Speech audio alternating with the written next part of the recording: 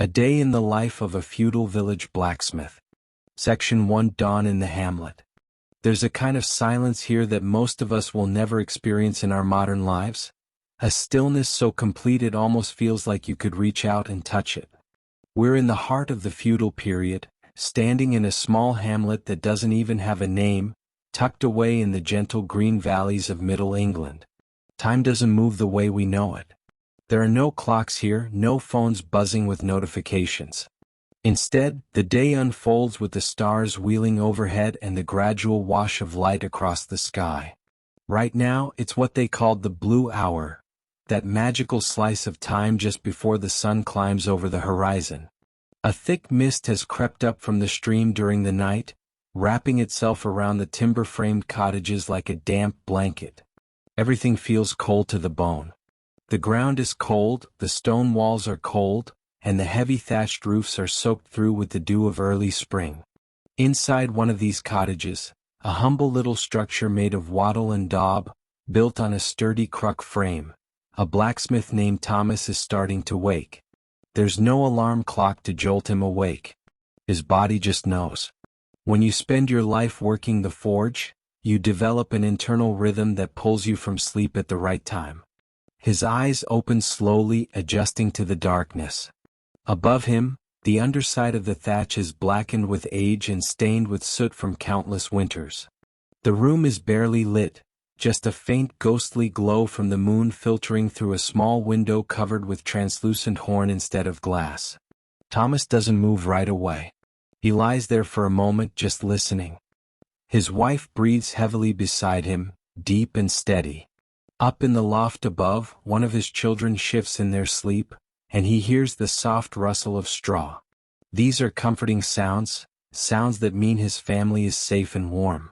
For a man who spends his days surrounded by the roar of flames and the violent clang of hammer on iron, this quiet morning moment is something sacred. The interior of the toft. Finally, Thomas pushes back the heavy woolen blankets. They're rough against his skin and smell faintly of lanolin and wood smoke, the permanent scent of a medieval home really. When his feet touch the floor, the cold hits him immediately. The packed earth floor is absolutely freezing. It's made from a mixture of clay, straw, and ox blood that's been beaten down over decades until it's almost as hard as stone. He reaches for his clothes, which he'd laid out on a simple wooden chest the night before. Every movement is deliberate and careful. He doesn't want to wake anyone. First come the brace, his linen undergarments, then the long linen shirt that hangs down to mid-thigh. Over that he pulls on a tunic made of heavy, undyed wool. It's not fancy, just practical, built for work and cinched at the waist with a simple leather belt. In the corner of the room the hearth looks dead, just a mound of gray ash. But Thomas knows better. Last night, he'd carefully banked the fire, covering the glowing embers with a thick layer of ash to preserve what they called the seed of the flame. Losing that seed means losing the fire entirely, and that would mean a cold, difficult morning. He kneels down by the hearth, his knees cracking in the silence. Using a small iron poker, he gently brushes away the ash, revealing the deep, pulsing orange glow of the coals still alive underneath. He leans in close and breathes on them, a soft, steady stream of air. The coals brighten immediately. He feeds them a few handfuls of dry straw and small twigs of kindling that his son had gathered the evening before. A wisp of white smoke rises, curling up toward the hole in the roof. Then, there it is, a flicker. A small yellow flame licks at the wood, catching hold. The sharp, clean smell of burning oak starts to fill the room, and that's when you know the day has officially begun. The architecture of survival. This cottage, what they call a toft, is actually a masterpiece when you think about it, built entirely from whatever the local landscape could provide. The walls are made from a lattice of hazel branches, that's the wattle, covered in a thick plaster made from mud, straw and yes, manure, that's the daub. It's a living, breathing building that creaks and groans when the wind picks up. In summer it stays surprisingly cool inside. In winter, it holds the heat from the central hearth, though smoke always seems to linger up in the rafters, slowly curing the hams and dried herbs hanging from the beams. Thomas walks over to the bucket of water sitting near the door. A thin layer of ice has formed on top overnight, and he breaks through it with his knuckles. The splash of icy water on his face is a shock, a wake-up call that clears away the last foggy remnants of sleep. He dries his face on the hem of his tunic and moves toward the door. He lifts the heavy oak latch. The sound, a sharp clack, cuts through the stillness. As the door swings open, mist rolls across the threshold like something alive, pouring into the cottage. The village is still draped in shadow. To his left, he can make out the dark shapes of the long strips, those communal fields where everyone grows their wheat, rye, and barley. The ridges and furrows carved by generations of ox-drawn plows look like frozen waves in the dim twilight. He stands on his doorstep for a long minute, just breathing it all in. The air is sweet and earthy. He can smell the dampness of the forest at the edge of the clearing and catch the faint, musky scent of sheep from the fold. Somewhere in the distance, a lone rooster announces the coming light, its cry thin and far away in the heavy air. This is Thomas's world. It's a world of hard edges and backbreaking work, but right now, in this moment, everything is soft. It's a moment of peace before the heat and hammer of the forge demand everything from him. He begins the short walk to his smithy. His boots, thick-soled and reinforced with iron nails, crunch softly on the frosted path. The smithy stands apart from the other cottages, built at a safe distance because of the ever-present danger of fire. It's a sturdier building than most, constructed from local limestone and topped with a roof of heavy clay tiles instead of flammable thatch. As he approaches the dark entrance to the forge, he feels the weight of what he does settling on his shoulders. In this village, he's the master of fire. Without him, the plows would dull and snap against stones in the fields. The horses would go unshod. Kitchen pots would leak. The very gears that turn the local lord's mill would grind to a halt. Everything depends on the blacksmith. He reaches the heavy doors of the smithy and fumbles for the large iron key hanging from his belt. The key is heavy and hand-forged, cold enough to sting the skin of his palm. It's a warded key with complex bits designed to navigate the internal obstacles of a lock he himself helped repair years ago. As he slides it into the keyhole of the smithy's oak door, the metal-on-metal contact makes a dry, rasping sound, something that feels ancient, echoing down the empty street. He turns it with a firm, practiced twist. The bolt slides back with a heavy, satisfying clunk that seems to resonate through the entire building. He pushes the doors open. These are thick, double-leaf doors, wide enough to let a team of oxen or a knight's warhorse pass through.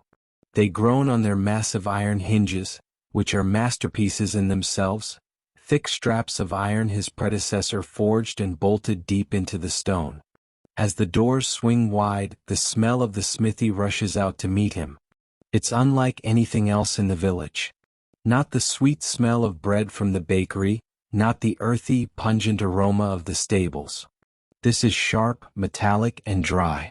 It's the scent of cold iron, stale charcoal dust, and the faint lingering sulphurous tang of the slack tub, that great wooden barrel of quenching water sitting beside the anvil.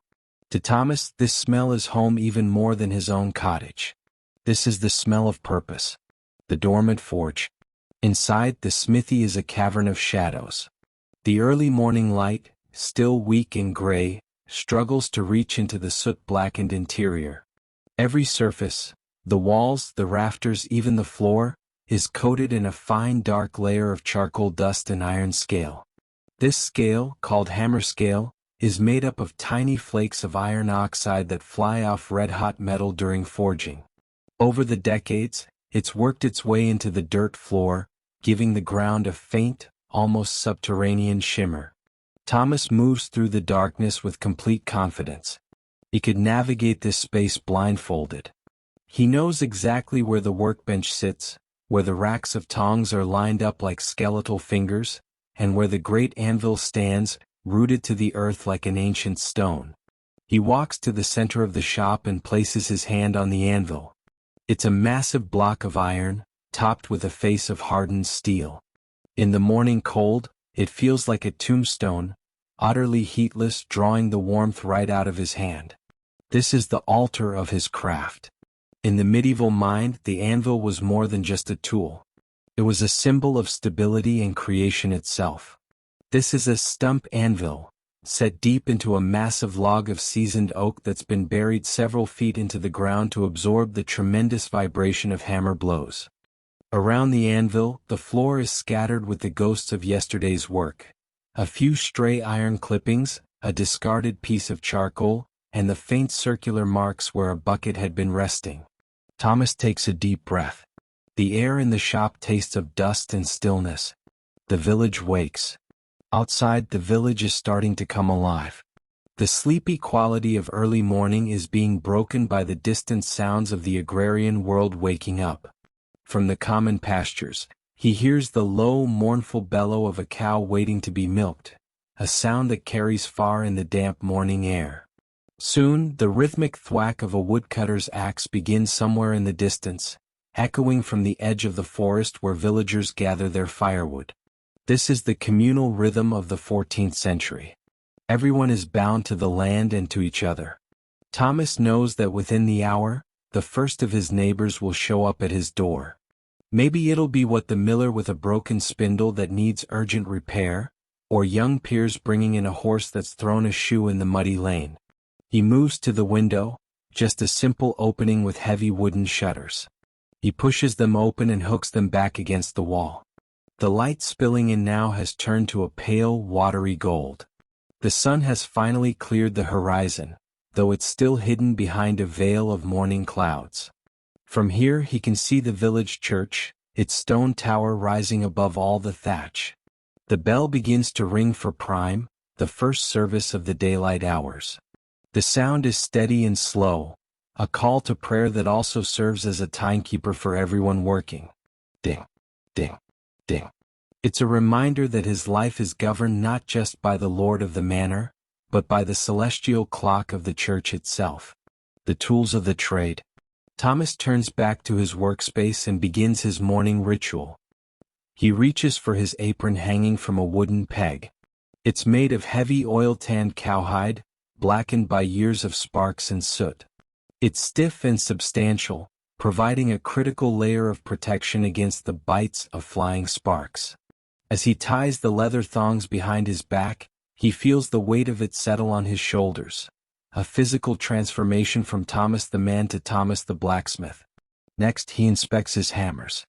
He owns a dozen or more, each one designed for a specific purpose, though he uses 3 most often. There's the hand hammer weighing about 2 or 3 pounds which he uses for most general work. Then there's the sledge, a heavy 2-handed beast used for drawing out large bars of iron, usually wielded by his apprentice when he has one. And finally, the delicate planishing hammers, used for smoothing the surface of a finished piece to perfection. He runs his thumb over the face of his favorite hand hammer. The steel is polished to a mirror shine from constant contact with hot iron. Any nick or scratch on the hammer's face would transfer directly onto the work, leaving an unwanted mark on the glowing metal. He wipes the face carefully with a piece of oily rag, making sure it's pristine. Then he turns his attention to the tongs. A blacksmith's tongs are his extended fingers. Without them, he's helpless against the searing heat. They're lined up on a rack near the forge, flat-jawed tongs for holding plates, bolt tongs with a hollow center for gripping round bars, and small, nimble pickup tongs for retrieving items that fall into the coals. He checks their hinges, making sure they move freely. If a pair feels stiff, he sets it aside to be oiled or adjusted once the fire is going. The fuel of the forge. Finally, he approaches the forge itself. The hearth is a raised platform of stone and brick, filled with a deep bed of charcoal. Unlike the coal that blacksmiths would use in later centuries, the medieval smith relied almost exclusively on charcoal, wood that had been baked in a restricted oxygen environment by the local colliers working out in the woods. Charcoal is clean-burning fuel. It smells like the forest and produces a bright, intense heat without the heavy, acrid smoke you get from stone coal. The downside? It's expensive and needs constant management. Thomas glances at the pile of charcoal in the corner. It was delivered just yesterday, several large wicker baskets filled with blackened chunks of oak and beech. He takes a small shovel and begins clearing the center of the hearth, removing the clinkers, those stony, fused chunks of waste material left over from yesterday's fire. Clinkers are the enemy of any smith. They clog the airflow and can stick to iron, completely ruining a weld. He tosses them into a pile just outside the door, where they'll eventually be used to fill potholes in the village lane. With the hearth cleared out, he begins building what they call the nest. He places a handful of dry shavings in the center, right in front of the tuyere, the iron nozzle through which air from the bellows will flow. He looks up at the great bellows. They're a marvel of engineering, really, two massive lungs made of leather and wood suspended from a timber frame. They're operated by a long wooden lever called a pole pull that hangs down within easy reach of the anvil. He gives the lever a gentle experimental tug. The bellows groan, a deep, wheezing sound as air gets sucked in through the valve. Whoosh! A small puff of dust flies out of the tuyere. The leather is supple and well greased with tallow to keep it from cracking in the intense heat. Everything is ready. The stage is set. The tools are laid out. The village is awake and beginning its day. But before he strikes the first spark, Thomas takes a moment to just stand in the center of his shop. He closes his eyes and listens to the world around him. Section 2, Awakening the Hearth. Moving from the cold, stagnant air of early morning to the living, breathing heat of the forge is a slow and almost sacred ritual. Thomas stands before the hearth, a raised platform of stone and brick that's seen the birth of 1,000 fires. Right now, it's nothing more than a cold, dark altar of soot and ash, but hidden within its depths is the potential for every tool this village needs to survive. The air in the smithy is still thick with the scent of old iron and the sharp, metallic tang of the slack tub, but there's a subtle shift happening as the first light of the sun begins to crawl across the dirt floor, illuminating swirling motes of dust that dance in the stillness. He reaches for his tinder box, a small, dented iron container that he keeps in a dry, protected niche near the chimney. Inside this box is what you might call the essential trinity of medieval fire-making: flint, steel, and charcloth. This charcloth is humble but absolutely vital. Just scraps of old linen that have been baked in a sealed tin until they're blackened and carbonized, made so combustible that the tiniest spark will send a smoldering glow racing through the fibers. Thomas takes a piece of this black fabric and places it carefully on a jagged piece of flint. With his other hand he grips the steel, a heavy C-shaped bar of hardened iron that he forged for himself many years ago. The sound that follows is rhythmic, metallic clicking, the sharp, glancing blows of steel against stone. In the quiet of the morning, it becomes a focused, almost meditative sound. He strikes downward again and again, until a cascade of tiny orange sparks showers the tinder. One spark, no bigger than a grain of sand, finds its home in the charcloth. It starts as a microscopic point of light, a pulsing amber dot that Thomas coaxes with his own breath.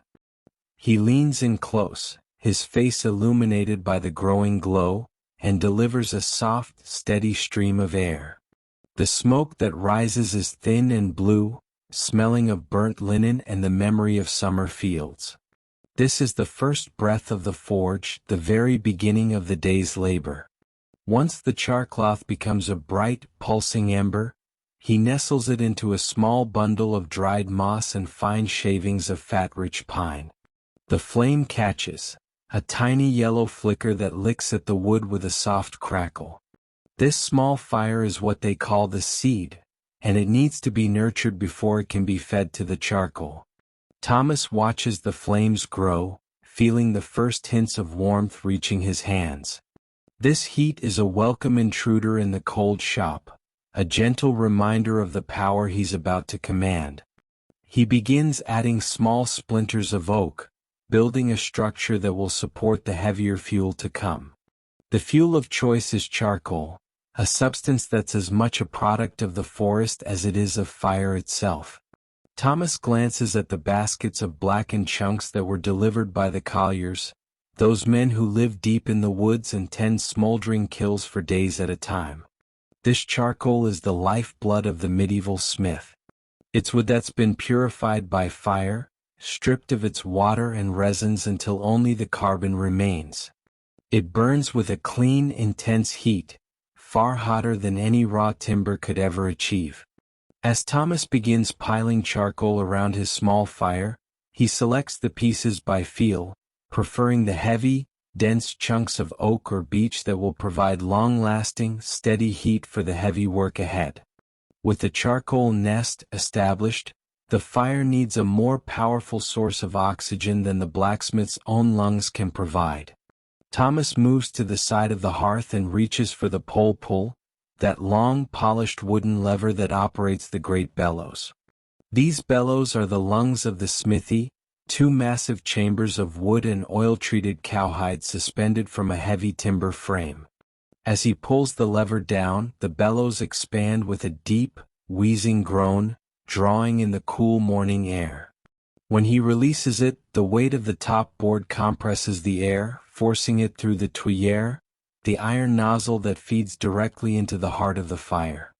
The sound of the bellows is the heartbeat of the village. Groan. Whoosh. Groan. Whoosh.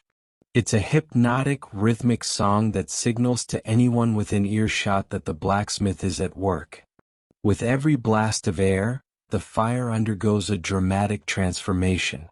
The dull, flickering yellow of the wood fire vanishes, replaced by a brilliant, shimmering white-hot glow within the charcoal bed. The heat begins radiating outward in earnest now, a physical force that pushes the shadows back toward the corners of the shop.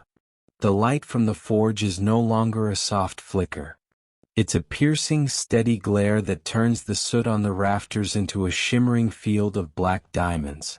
Thomas isn't merely making a fire, he's constructing an entire thermal environment. He uses a small iron shovel to tuck the charcoal tightly around the air source, making sure the oxygen is forced to pass through as much fuel as possible. He begins forming what they call a cave, or a beehive within the coals. To do this, he uses a mixture of fine charcoal dust and water called breeze, which he coats over the top of the fire. As the heat dries this mixture, it forms a hard, insulating crust. This crust acts like a kiln, trapping the heat inside and forcing it to concentrate on a single point. Within this cave, the temperature begins climbing toward levels that the human mind can barely comprehend, upward of 2,000 degrees Fahrenheit.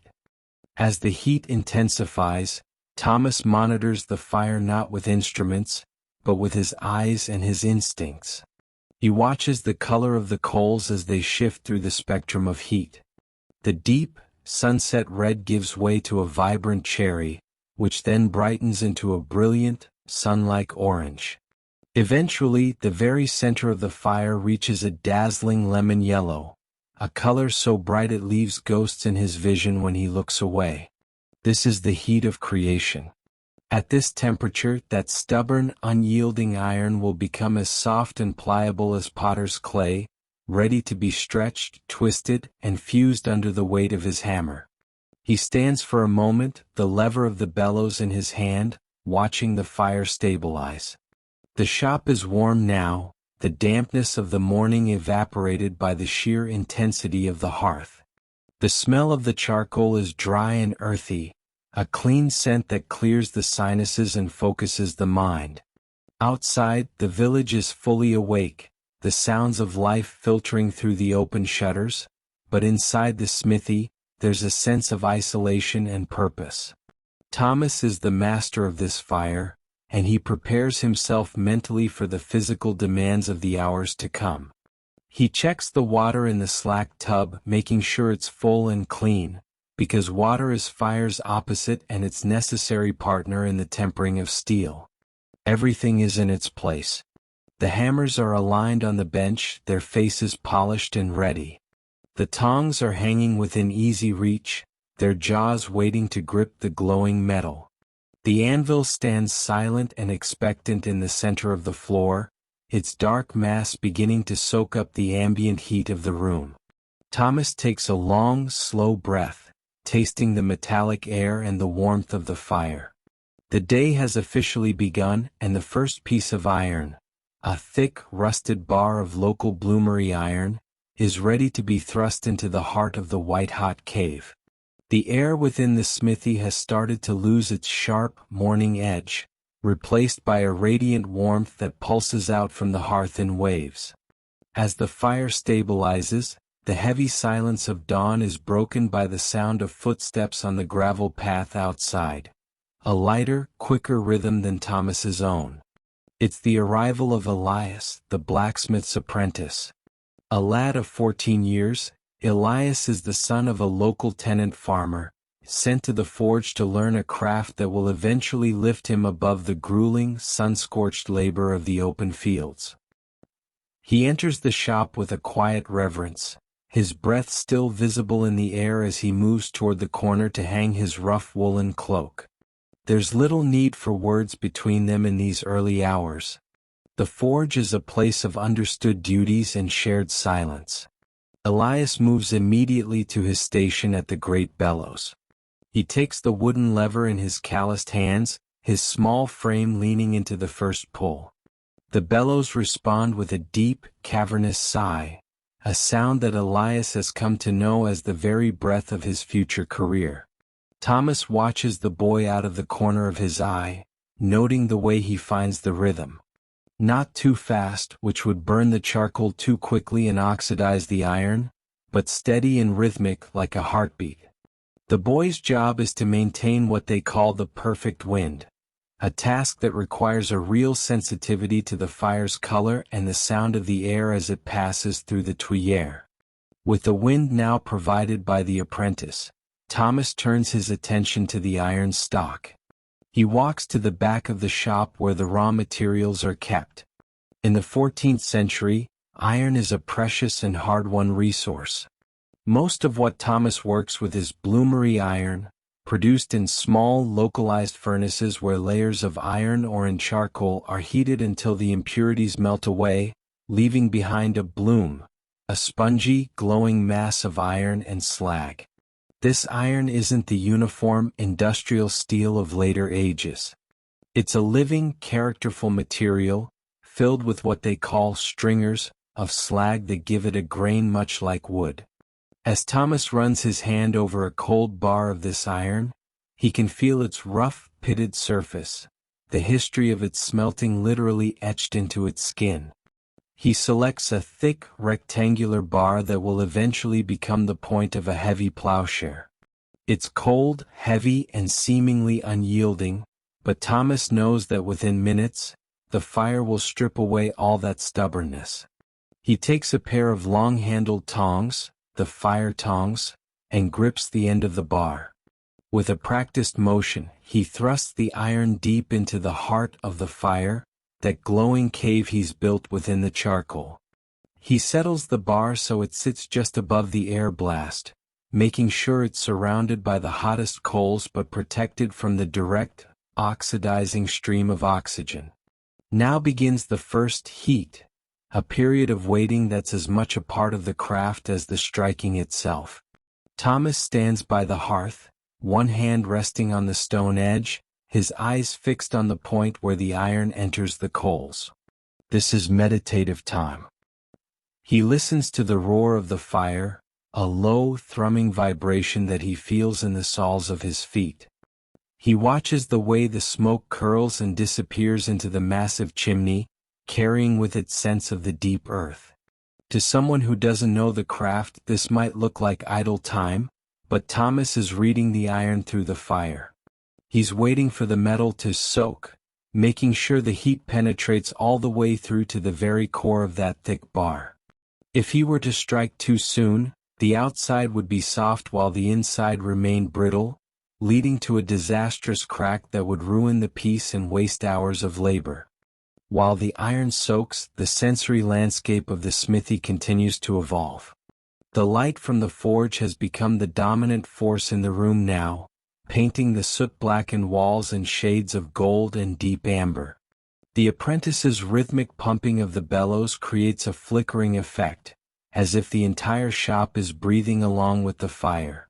The smell of the charcoal has matured into something rich and dry, a scent that seems to coat the back of your throat. Thomas reaches for a small long-handled cup and dips it into the slack tub, that great wooden barrel of water standing beside the anvil. He sprinkles a few drops of water onto the edges of the charcoal bed.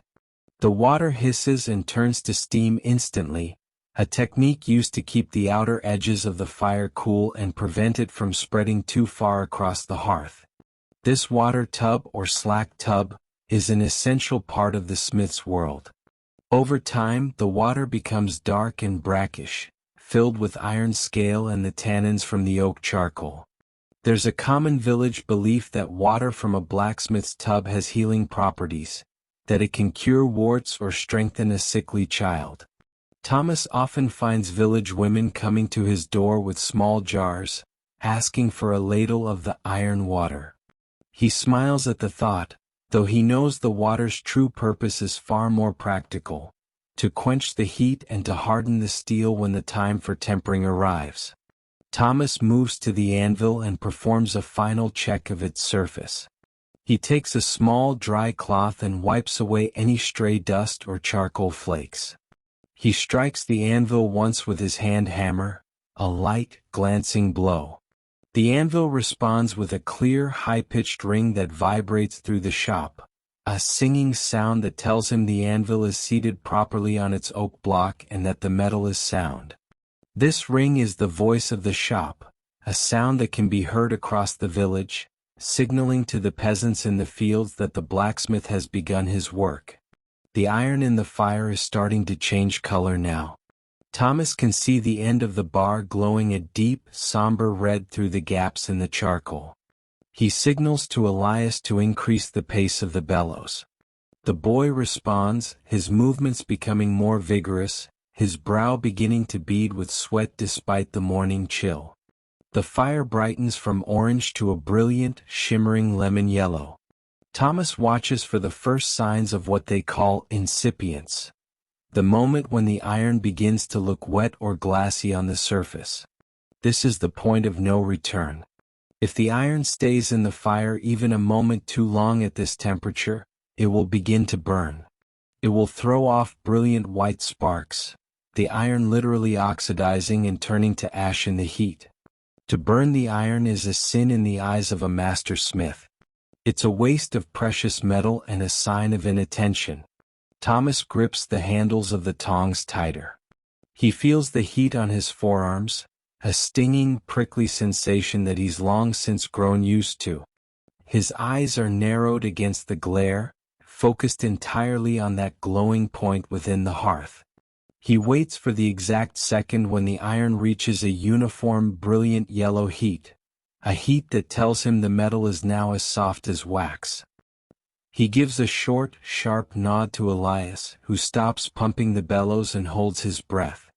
The roar of the fire subsides into a soft hiss. Thomas reaches into the heart of the forge with his tongs, the heat so intense he can feel it radiating through his leather apron. He grips the glowing bar and draws it out. As the iron leaves the fire, it illuminates the shop with a sudden, blinding brilliance. It's no longer a dark, rusted piece of metal. It's a bar of light, radiating heat so fierce it seems to push the air out of the room. Thomas carries the glowing iron to the anvil in a single, fluid motion. The transition from fire to anvil has to be swift, because every second the iron spends in the air, it's losing the heat that makes it workable. He places the glowing metal on the face of the anvil. The first contact produces a soft, muffled thud and a small cloud of gray steam as the heat meets the cold surface of the steel. Thomas raises his hand hammer high above his head, his muscles tensing, his focus narrowing until the entire world consists of nothing but the glowing iron and the polished face of his hammer. The sleepy portion of the morning has ended. The first blow is about to fall, and the rhythmic song of the blacksmith's day is about to truly begin. Section 3, the Rhythmic Morning, Tools of the Field. The morning has fully settled over the hamlet now, but inside the timber-framed walls of the smithy, time has started moving to a different, more ancient rhythm. This is the hour of the field tools, the time when the blacksmith's labor directly translates into the village's survival. That sleepy quality of dawn has been replaced by something else entirely, a rhythmic, almost hypnotic pulse of work. The air is no longer still. It's alive with the vibration of the anvil and the steady, lung-like breathing of the bellows. Thomas stands at his anvil, that heavy block of iron serving as the absolute center of his universe. The first major task of the day is repairing and sharpening the village plowshares. In the 14th century, the plow is the most technologically significant object in the entire parish. Without a sharp, heavy plowshare to turn the stubborn, clay-heavy soil of the lowlands, the fields would remain fallow and winter would bring nothing but hunger. Thomas understands this weight completely. Every blow of his hammer is a pulse in the very heart of the community. The song of the anvil. The sound of the smithy during this mid-morning period is a complex symphony, one that the villagers have heard every single day of their lives. It's a dual-tone rhythm, the thud of the hammer meeting glowing iron, followed immediately by the clink of the hammer rebounding off the face of the anvil. This rebound isn't accidental, it's a physical necessity. A master smith allows the hammer to dance back up, using the natural elasticity of the steel anvil to save his own muscles from exhaustion. To listen to Thomas work is to hear a steady musical beat, clank-tink, clank-tink, clank-tink, a sound that echoes out through the open door, across the muddy lane, and into the ears of peasants working the nearby strips of land. Thomas takes the plowshare, a heavy, wedge-shaped piece of iron, and returns it to the fire. It's become what they call dull-sick, its leading edge rounded and blunted by years of striking stones and grinding through abrasive grit. He buries it in the yellow-white core of the charcoal. As he waits for the heat to build, he wipes the sweat from his brow with a soot-stained forearm. The heat in the shop is constant now, a dry, baking presence that makes the air shimmer above the hearth. The art of steeling the edge. Because iron is relatively soft and prone to dulling, Thomas has to perform a delicate operation known as steeling. In this era, steel, iron with a specific carbon content that allows it to be hardened, is far more expensive and rare than the common wrought iron, produced by the local bloomery. A plowshare made entirely of steel would be a kingly luxury, completely beyond the means of a village farmer. Instead, Thomas uses a technique that's both economical and brilliant. He forge welds a thin strip of precious steel onto the leading edge of the iron share. He selects a slender rod of steel no wider than a finger, and begins heating it alongside the iron plowshare. This is the most critical moment of the morning. To weld two pieces of metal together in a forge requires what they call a welding heat, a temperature so high that the surface of the metal begins to melt and turn fluid, looking almost like it's been coated with clear oil. If the metal is too cold, the pieces won't join. If it's too hot, the steel will burn away into a shower of useless sparks. Thomas watches the colors with a narrowed, expert eye. The iron turns orange, then lemon, then a blinding, snowy white. He sees the surface begin to sweat. That's the signal. He calls out a short, sharp word to Elias, who immediately stops the bellows. The roar of the fire dies down. Thomas draws both pieces of metal from the coals. The light they cast is so intense it washes out the shadows of the shop, turning the walls a ghostly, flickering white. He places the steel strip onto the iron share. The first blow of the hammer isn't a heavy strike, but a series of quick, light taps. These taps are meant to set the weld, squeezing out the liquid slag and forcing the metallic crystals of the two different pieces to interlock and become one. As the hammer falls, a spray of brilliant white-hot sparks flies across the room, the tears of the iron being squeezed out. To an observer, it looks like a miniature firework display, but for Thomas, it's the sound of success. The two metals have married. They're now a single entity, possessing the toughness of iron and the sharp cutting potential of steel. The geometry of the plow. Now that the steel is joined, the heavy work begins. Thomas switches to a larger, 5-pound sledgehammer. The plowshare must be drawn out, thinned and shaped into a graceful, curving wedge that will slice cleanly through the earth. This requires immense physical strength and a deep understanding of how metal flows under the hammer. When it's white-hot, iron behaves like stiff dough. With every blow, Thomas directs the movement of the metal, widening it here, thinning it there, curving it to match the specific wooden frame of the villager's plow. The sensory experience of this work is overwhelming. There's the smell of hammer scale, that dark, flaky skin of iron oxide that forms on the surface of the metal and shatters under the hammer like glass. These flakes are red hot when they fly off, and they make a tinkling sound as they hit the dirt floor. There's the feeling of vibration traveling up the wooden handle of the hammer, a shockwave that Thomas feels in his elbow and shoulder. And there's the sight of the metal slowly losing its brilliance, fading from white to yellow, then to a deep, bruised purple as it cools and becomes too stubborn to move. When the metal reaches this cherry red state, Thomas stops. He doesn't fight cold iron. He returns it to the fire for another heat. This cycle of heating and striking is the fundamental pulse of his entire life. It's a slow process. A single plowshare might require half a dozen heats before its shape is perfected. There's no rushing the iron. To try and force it is to risk a crack, what they call a cold shut, which would render the tool completely useless and force him to start over from scratch. The fellowship of the tool. As he waits for the next heat, a shadow falls across the threshold. It's what? A local tenant farmer whose family has worked the same strips of land for 3 generations. What doesn't enter? He knows the etiquette of the smithy.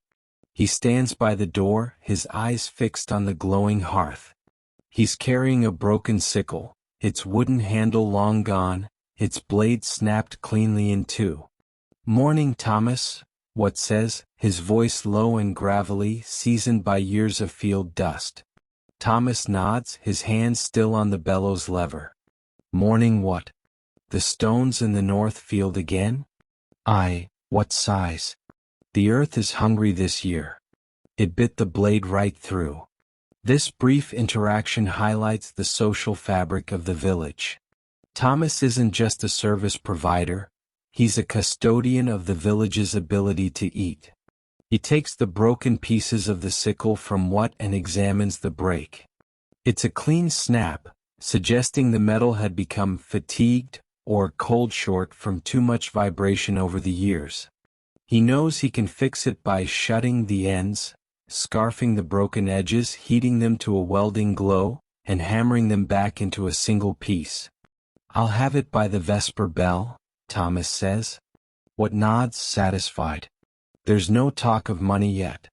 In this feudal world, the blacksmith services are often part of a complex web of tithes, labor exchanges, and manor obligations. Maybe what will bring a basket of eggs or a side of bacon later in the week, or perhaps the blacksmith's tenure of his cottage and forge is paid for by the boon work he performs on the Lord's own agricultural equipment. The hypnotic middle of the day. What departs, and Thomas returns to the plowshare. The sun is higher now, and the interior of the smithy is becoming a world of dramatic contrasts. Where the sunbeams hit the floating dust and smoke, they create solid-looking pillars of gold. Everywhere else is deep, velvet black from the soot. Thomas moves to the next tool in the queue, a scythe blade. If the plowshare is a tool of brute strength, the scythe is a tool of elegance and precision. It needs to be long, thin, and remarkably light, yet strong enough to be swung for 14 hours a day during the frantic weeks of the hay harvest. Forging a scythe is a real test of a smith's mastery over thickness. He has to draw out a bar of iron until it's as thin as a coin, but he has to do it evenly. Any thick spot will make the scythe heavy and unbalanced. Any thin spot will be a point of weakness that might buckle against a thick tuft of grass. Thomas works with a smaller, more nimble hammer now, his strikes faster and more delicate. He uses the horn of the anvil, that pointed, conical end, to put the subtle curve into the blade. As he works, Elias continues his steady rhythm at the bellows. The boy is learning the feel of the shop. He knows when to increase the air just by the sound of Thomas's hammer. He knows to keep the slack tub topped up with fresh water. He's beginning to understand that the blacksmith's life is one of constant temperature management, reading the fire, reading the metal, reading the very air itself. The heat, the sound, and the repetitive motion create an almost trance-like state. For the blacksmith, the world outside those doors, the politics of the kingdom, the distant wars, the rumors of plague, all of it fades away. There's only the glow of the metal, the resistance of the iron, and the goal of a perfect edge. This is the rhythmic morning, the period where the most essential work gets done, and the village's future is literally forged in the heat of the hearth. The scythe blade, now drawn out to its full elegant length, rests on the anvil like a silver sliver of the moon, though its surface is currently a dull, bruising purple. While the shaping is complete, the tool isn't yet a weapon of the harvest. In its current state, the iron is normalized, it's soft and forgiving. If what were to take it into the fields right now, the edge would roll and dull against the first thick stalk of rye. To transform this piece of shaped earth into a true cutting instrument, Thomas must perform the most mysterious and temperamental stage of the morning's work, the heat treatment. He returns the long, curved blade to the fire, but he doesn't bury it deep into the white-hot core. Instead, he passes it back and forth through the upper reducing part of the flame. He's looking for a critical temperature, a specific shade of cherry red that tells him the internal structure of the metal is ready to be locked into place. This requires a steady hand and a keen eye. The thin edge heats much faster than the thicker back of the blade, and if one part overshoots the temperature, the blade will warp or worse, crack during the quench. The ritual of the quench. Thomas signals Elias to keep the bellows steady, just a low, constant hum of air. The smith's face is tight with concentration. He watches the color of the steel edge crawl from a dull mahogany to a glowing, vibrant red. At the exact moment the color is uniform from heel to tip, he draws it out. The transition is swift. He moves to the slack tub. The water inside is dark, still, and cold. With a sharp, vertical motion, he plunges the glowing blade into the water. The reaction is violent. A sudden, angry hiss erupts from the barrel, and a cloud of white steam billows upward, momentarily engulfing Thomas's head and chest. This is the quenching, a thermal shock that freezes the carbon atoms in place, turning the soft iron steel into a structure as hard and brittle as glass. He holds the blade still beneath the surface, feeling the vibration of the boiling water traveling up the tongs and into his arm. When he finally pulls the blade out, it's no longer glowing. It's a matte, stony gray, covered in a thin film of flash rust and mineral deposits from the water. In this state, the scythe is dead hard. If Thomas were to drop it on the stone floor, it might shatter like a ceramic plate. It's too hard to actually use, and so he must now temper it, a process of sacrificing some of that hardness in exchange for toughness and flexibility. The colors of tempering. He wipes the blade dry with a rag and takes a piece of pumice or a smooth river stone. He rubs a small section of the hardened edge until the gray scale is gone, revealing a strip of bright, polished silver. He then holds the back of the blade, the thickest part, over the residual heat of the forge far above the coals. He's watching for what they call the temper colors. As the heat creeps from the back of the blade toward the polished edge, the silver metal begins to oxidize, changing color in a predictable, beautiful spectrum. First comes a pale, shimmering yellow, the color of straw. Then a deeper gold. If he were making a razor or a woodworking chisel, he'd stop at the straw yellow. But a scythe needs more spring. He waits. The gold deepens into a brown orange, then a purple, and finally a peacock blue. There, he whispers to himself. The moment the blue tint touches the very edge of the blade, he dips it briefly back into the water to freeze the temper. The blade is now spring-tempered. It has the hardness to hold an edge for a full day of mowing, but the flexibility to bend slightly when it strikes a hidden stone, rather than snapping in two. This is the hidden science of the Middle Ages, a chemistry of color and timing that Thomas learned through a decade of burned fingers and failed experiments. The billhook in the hedge. As the scythe is set aside to cool slowly, Thomas turns to a smaller but no less vital tool, the billhook. If the plowshare belongs to the field and the scythe to the meadow, the billhook belongs to the hedges and the woods. It's a thick, hooked blade used for laying hedges, weaving living hawthorn and hazel into impenetrable fences to keep the cattle from wandering into the crops. The billhook requires a different kind of strength. It's a tool of impact. Thomas takes a short, thick bar of iron and begins what they call the upsetting process. He grips the bar vertically with his tongs and slams the glowing end down onto the anvil's face. This mushrooms the metal, thickening the end that will become the heavy hooked nose of the tool. The sound of this work is heavier, a deep, thudding whomp that lacks the musical ring of the lighter work. Elias is sweating profusely now, his tunic clinging to his back. The sun is approaching its zenith, and the temperature in the smithy has climbed significantly. The smell of the shop has changed again. The dry charcoal scent is now mixed with the salty metallic smell of human sweat and the scorched leather of the bellows working overtime. The midday lull. As Thomas finishes the rough shaping of the billhook, the church bell rings again. This is the Angelus, the midday bell.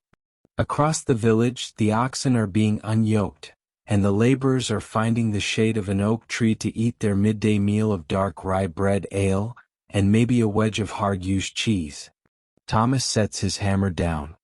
His hands are stained a permanent, deep gray, the black of the blacksmith that no amount of scrubbing will ever fully remove. He looks at his apprentice. Elias is leaning against the bellows frame, his chest heaving, his face smudged with soot. "Go on then, lad," Thomas says, his voice raspy from the smoke. "Get some water. See if your mother has the pottage ready." The boy nods and vanishes into the bright light of the doorway, leaving Thomas alone in the sudden silence of the shop. The smithy in the middle of the day is a place of profound atmosphere. The fire has been banked, pushed together into a mound to conserve the heat. The anvil, so cold and dead 3 hours ago, now radiates a gentle, steady warmth. The hammers are hot to the touch. Thomas takes a seat on a wooden bench, leaning his head back against the cool stone wall. He watches the smoke. It rises in a straight, thin line from the hearth, caught in a stray sunbeam that's found its way through a gap in the roof tiles. In this light, the smoke looks like a pillar of solid marble. This is the blacksmith's rest. He doesn't sleep, but he enters a state of waking rest, his mind cataloging the work done and the work yet to come. The plowshares are ready. The scythe is tempered. The billhook is shaped. But the afternoon will bring the finer work, the nails for the church door, the repair of a spindle for the weaver, and perhaps the shoeing of a traveler's horse. He closes his eyes for a moment, the rhythmic clink-tink of the morning still echoing in his mind like a ghost sound. The village is quiet, the heavy heat of the midday sun pressing down on the thatch. This is the heart of what you might call sleepy history. The moment where the industry of one man and the stillness of the world find a perfect, momentary balance. Section 4. The Social Hub, the Midday Midst. The transition from the frantic labor of the morning to the heavy, sun-drenched stillness of midday brings a real change in the smithy's character. The forge is no longer just a place of fire and iron. It becomes a theater of village life. In the feudal hierarchy, the blacksmith occupies a singular and somewhat mysterious position. He's a freeman in a world of unfree serfs, or at the very least, a man whose specialized knowledge of the black arts of metallurgy grants him a leverage that the average peasant simply doesn't have. As the midday heat settles over the hamlet, the smithy becomes the social hub, a place where the news of the parish is hammered out just as surely as the metal on the anvil. Thomas sits on his workbench, his back against the cool limestone wall, watching the village drift toward him. The sleepy quality of this hour is different from dawn. It's a heavy, languid atmosphere, thick with the scent of blooming clover from the nearby meadows and the ever-present dry aroma of his own charcoal. The first visitor to break the midday lull isn't a customer with a broken tool, but the bailiff, the man responsible for overseeing the Lord's manor and making sure the legal obligations of the peasantry are met. The presence of the manor.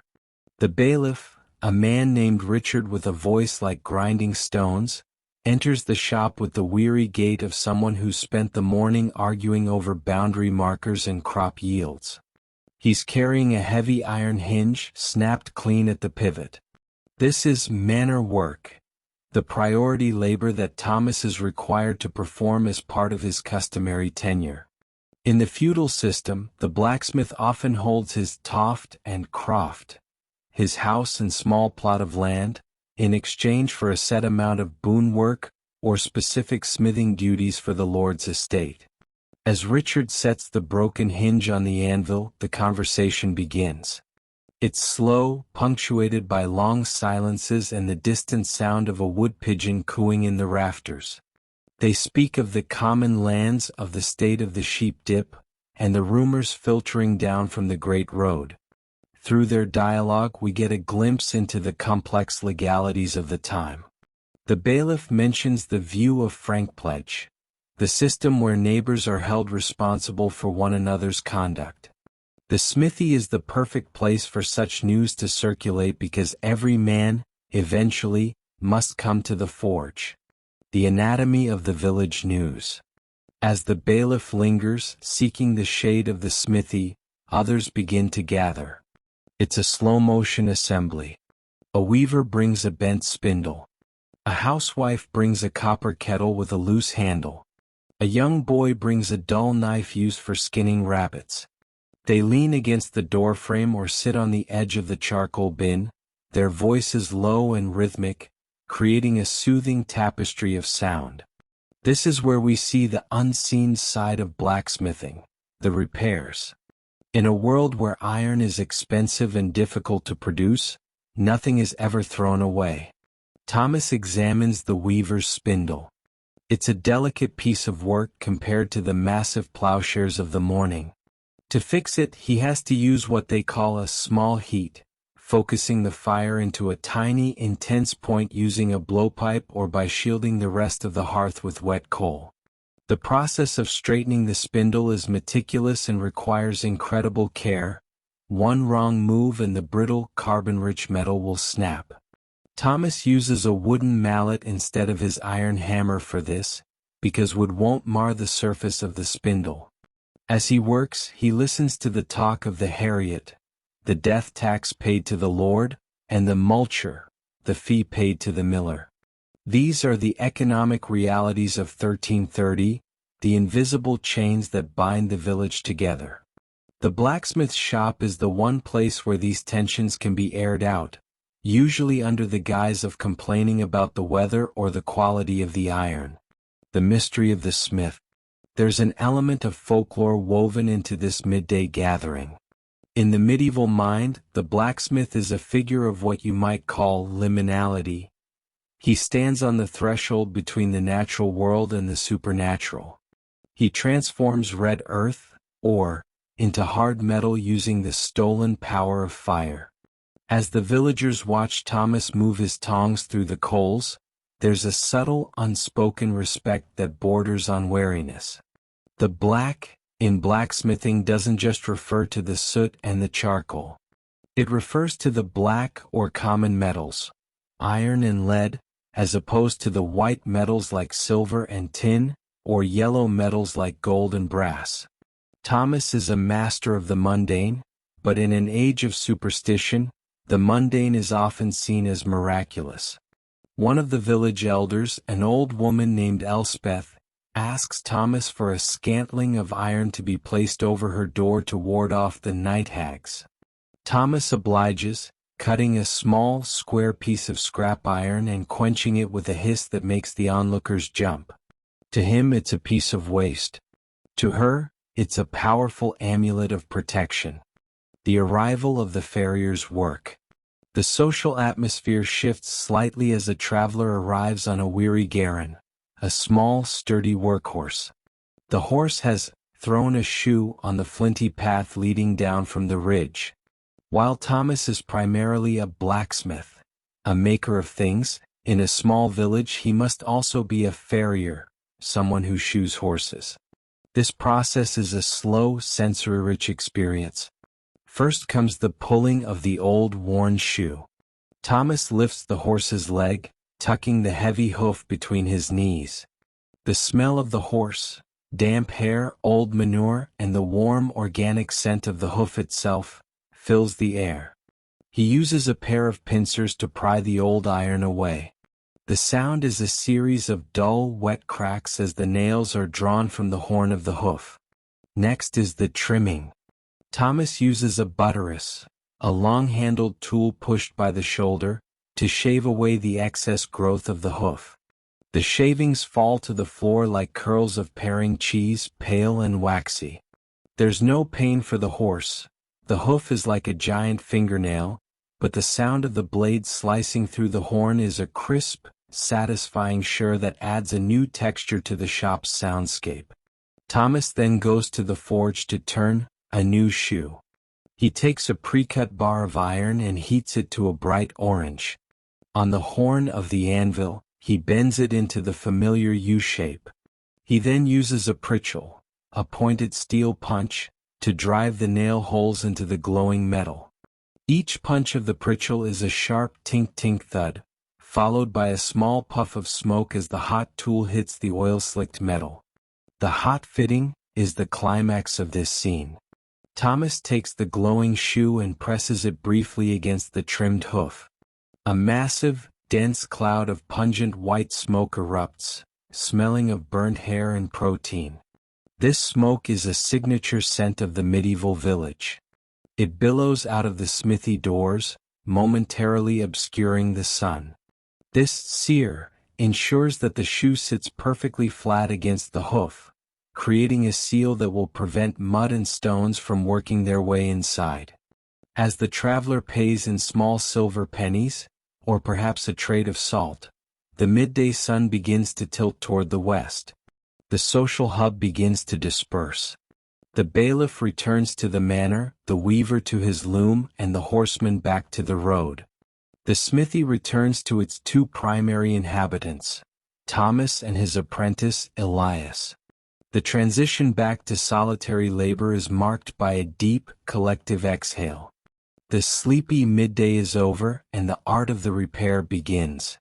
Thomas looks at the pile of broken items left behind, the broken pot, the snapped sickle, the bent hinge. The afternoon will be a long, slow process of mending the broken world, one weld at a time. The departure of the traveler and the bailiff leaves a lingering wake of silence, one that settles back into the soot-stained corners of the shop like a physical weight.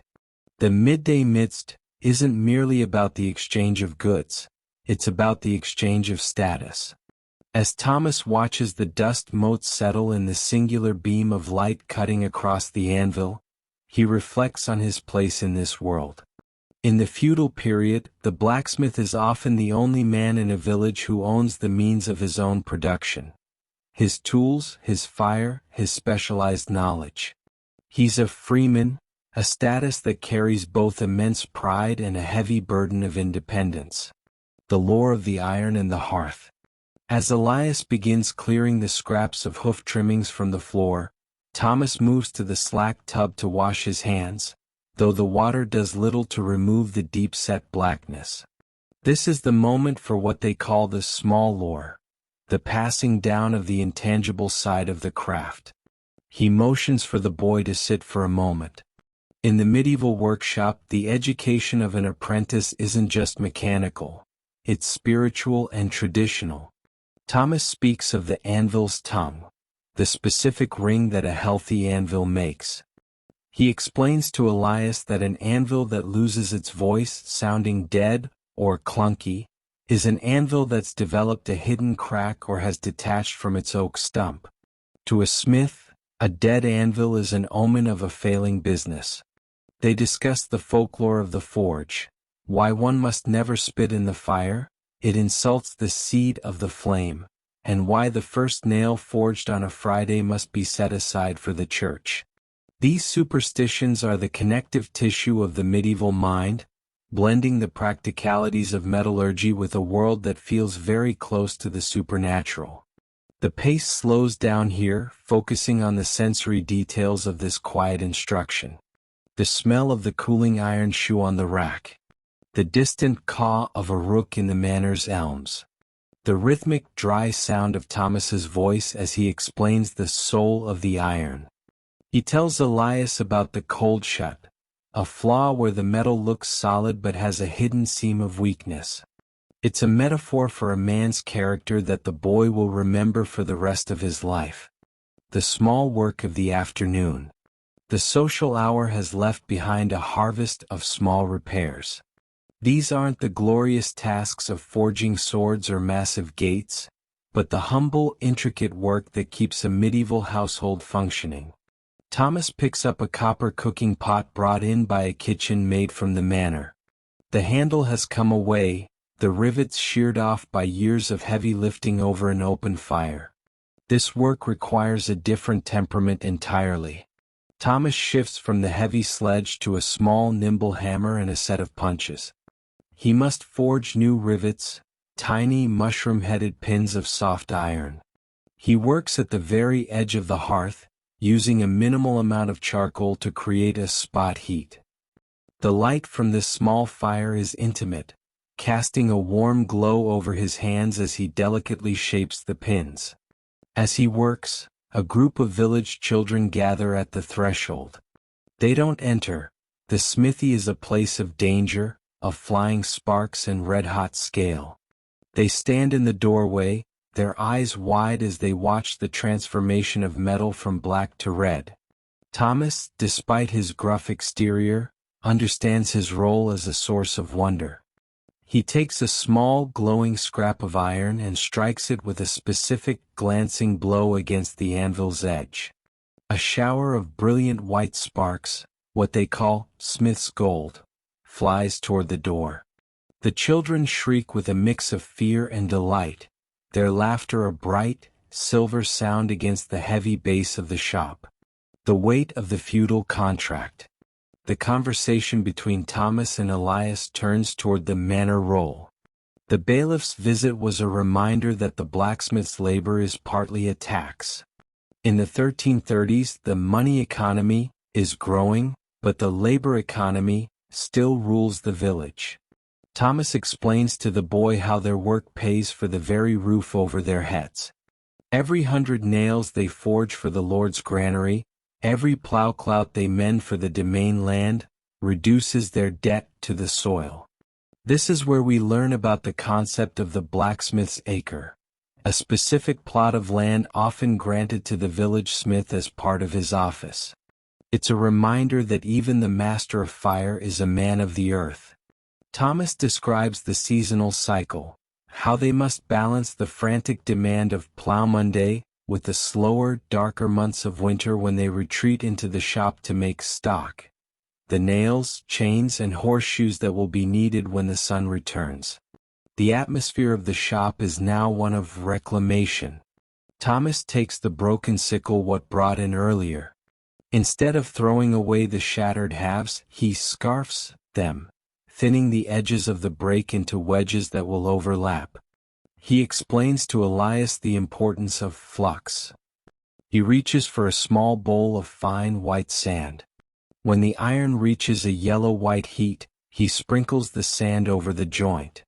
The sand melts into a liquid glass, flowing over the metal and protecting it from what he calls the greed of the air, oxidation. Without this glass shield, the weld would be dirty and would fail under the strain of the harvest.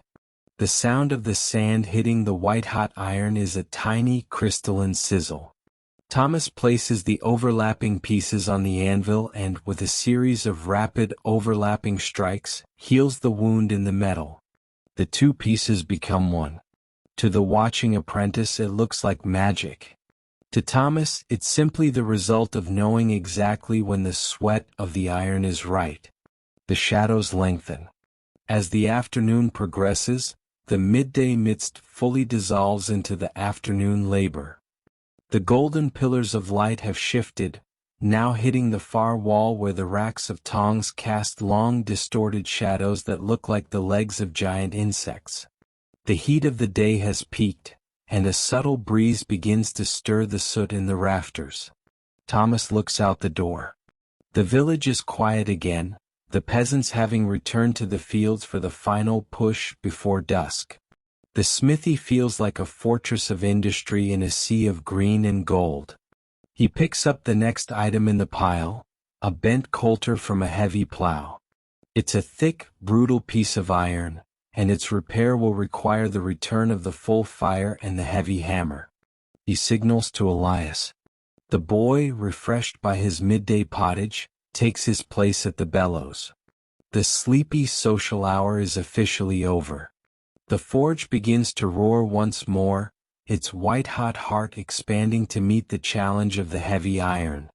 The rhythmic clank-tink returns, a steady, reassuring pulse that tells the village the blacksmith is back to his primary purpose, mending the tools that keep the world from returning to the wild. Section 5. The Art of the Repair. The high sun begins its slow, inevitable descent, casting longer, more dramatic shadows across the dirt floor of the smithy. The transition into the heart of the afternoon marks a shift in the blacksmith's focus. If the morning was about creating the essential, the afternoon is about preserving what already exists. In the feudal period, iron is a substance of immense value, a material that's never truly lost or discarded, only transformed. This section explores the deep, technical mastery of repair, a process that requires more finesse and intuition than the raw forging of new tools. The philosophy of the scrap pile. Thomas stands by his scrap heap in the corner of the shop. To the untrained eye, it's a pile of rusted junk, broken nails, snapped blade tips, worn-out horseshoes, and twisted bits of unidentifiable metal. To the blacksmith of the feudal period, however, this is a treasure chest. Because iron ore must be mined, smelted in a bloomery, and transported over treacherous muddy tracks, every single ounce of refined metal represents dozens of hours of human and animal labor. He selects a handful of old, square-headed nails and a fragment of a broken pot crane. He's going to faggot them, a process of welding small scraps together to form a new, solid bar. He places the scraps into a small, tight bundle, binding them with a thin wire of soft iron. This bundle is then thrust into the very center of the hearth. As the heat rises, we see the waste-not reality of the village. In the feudal period, nothing is single-use. A knife that's been sharpened so many times that the blade is a mere sliver isn't thrown away. It's forged into an awl for the leatherworker. A broken scythe is cut down into a series of smaller sickles or garden knives. This cycle of reincarnation is the blacksmith's daily bread. The technique of drawing out. The bundle of scrap metal reaches a welding heat, that shimmering, translucent white where the surfaces of the individual pieces begin to liquefy and run together. Thomas draws the bundle out and places it on the anvil. Under a series of heavy, rapid blows, the individual scraps are crushed into a single cohesive mass. Now begins the process of drawing out. This is the most fundamental skill of the blacksmith, taking a thick, short piece of metal and making it long and thin. It's a rhythmic, almost hypnotic task. Thomas uses the horn of the anvil, that conical point, to act as a wedge. By striking the metal against the curve of the horn, he displaces the iron, forcing it to stretch lengthwise. The sound is a deep, resonant thud-clink, thud-clink. As the metal stretches, it cools, turning from white to a vibrant orange, then to a dull cherry red. Thomas has to work with the internal grain of the iron. In the feudal period, iron isn't the uniform substance we know today. It contains fibers of slag, giving it a structural direction similar to a piece of oak. If he draws it out too aggressively or at too low a temperature, the fibers will tear, and the metal will delaminate or split. The restoration of the domestic. While the new bar cools, Thomas turns to a delicate domestic repair. A woman's trig, a small decorative tripod used for holding a cooking pot over a small fire. One of its legs has buckled and snapped. This is what they call white work, or light work. It requires a smaller fire and a set of specialized tongs that can grip thin, spindly legs without crushing them. Thomas uses a swage, a tool with a semicircular groove, to restore the rounded shape of the leg. He explains to Elias that domestic tools carry their own kind of importance. A broken plow stops the village's work, but a broken hearth tool stops a family's life. The sensory details here are soft and focused. The smell of the charcoal is lighter now as the fire is smaller. The sound of the small hammer is like a woodpecker's rap, tap tap tap, contrasting sharply with the heavy booming of the morning. Thomas uses a file, a rare and expensive tool made of high-carbon steel, to smooth the joint of the repair. The sound of the file is a dry, rasping shur-shur, a white noise effect that's deeply relaxing. The master's eye, reading the metal. As he works, Thomas is constantly reading the metal. In the feudal period, there are no chemical tests to tell you if a piece of iron is high in phosphorus, which makes it brittle when cold, or high in sulfur, which makes it crumble when hot. The smith must judge the quality of the metal by how it feels under the hammer and how it takes the heat. He shows Elias a piece of cold short iron. He strikes it while it's cold and it snaps like a dry twig, revealing a crystalline, sparkling grain inside. This metal is dangerous. It can't be used for anything that must bear a sudden load like a chain or a wagon axle.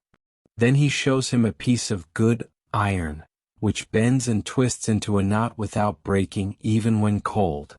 This toughness is what every smith strives for, and it's the hallmark of a master to be able to identify these properties before the first blow is even struck. The atmosphere in the shop is one of quiet, expert competence. The sun is now casting long fingers of light through the open slats of the smithy walls, illuminating the layers of dust on the rafters. The heat is no longer a sharp, aggressive force, but a mellow, pervasive warmth that seems to emanate from the very stones of the building. The value of the blacksmith's time. Time in the feudal period is often measured in heats. A simple repair might take 2 heats. A complex one might take 20. Thomas calculates the value of his labor not in coins, but in the survival of the tool. If he spends too much time on a repair, the fuel, that precious charcoal, will cost more than the tool is worth. He manages this by batching his work. While one tool is heating in the coals, he's hammering another on the anvil. This constant movement, from fire to anvil, from anvil to water tub, from water tub back to the bench, creates a visual and auditory dance.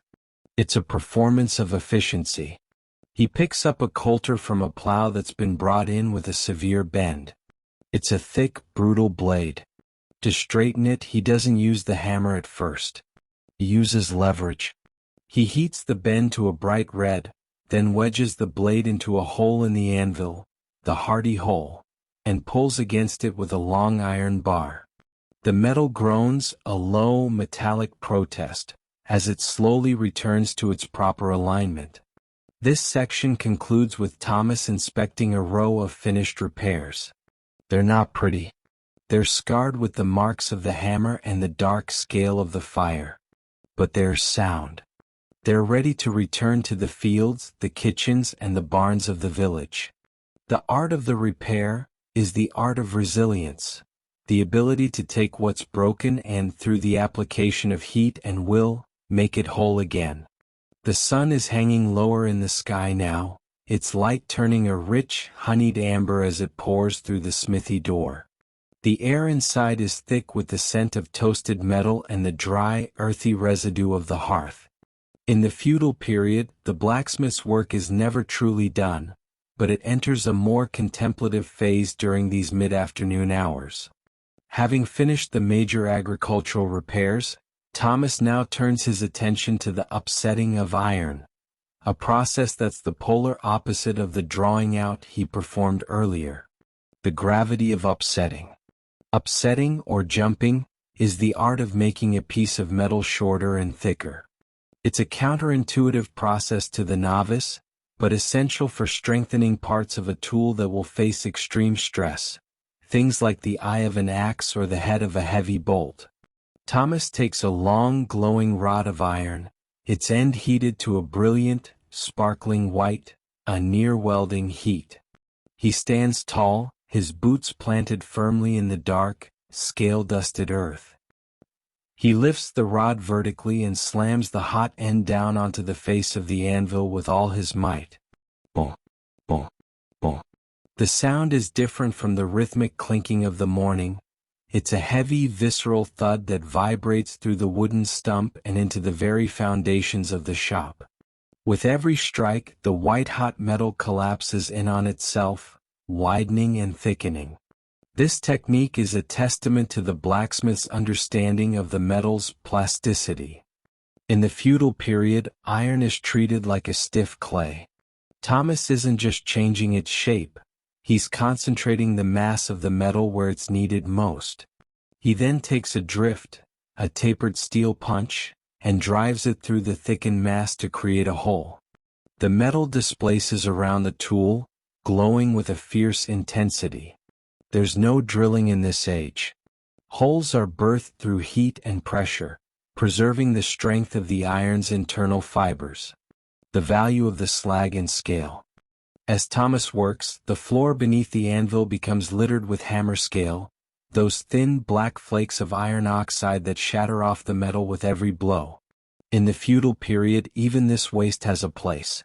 The scale is often collected and mixed with lime to create a primitive but effective mortar, or it's saved by the local tanner, who uses the iron-rich dust to turn leather a deep, permanent black. Thomas pauses to wipe his brow, his leather apron stiff with the salt of his labor. He glances at the slack tub, where the water is now dark and stagnant. To the villagers, this water is blacksmith's wine. They believe that the iron's spirit has entered the water through the thousands of quenches it has performed. As the afternoon shadows grow, a young woman from the village appears at the door, clutching a small ceramic jar. She says nothing, and Thomas simply nods toward the barrel. She dips her jar into the dark water, a remedy for a pale child or a failing heart. This intersection of metallurgy and folk medicine is a constant thread in the life of the forge. The inventory of the fragmented. The afternoon labor continues with the sorting of iron junk. Thomas picks up an old rusted horseshoe. In the feudal period, a horseshoe is rarely discarded until it's worn to the thickness of a leaf. Even then it's reborn.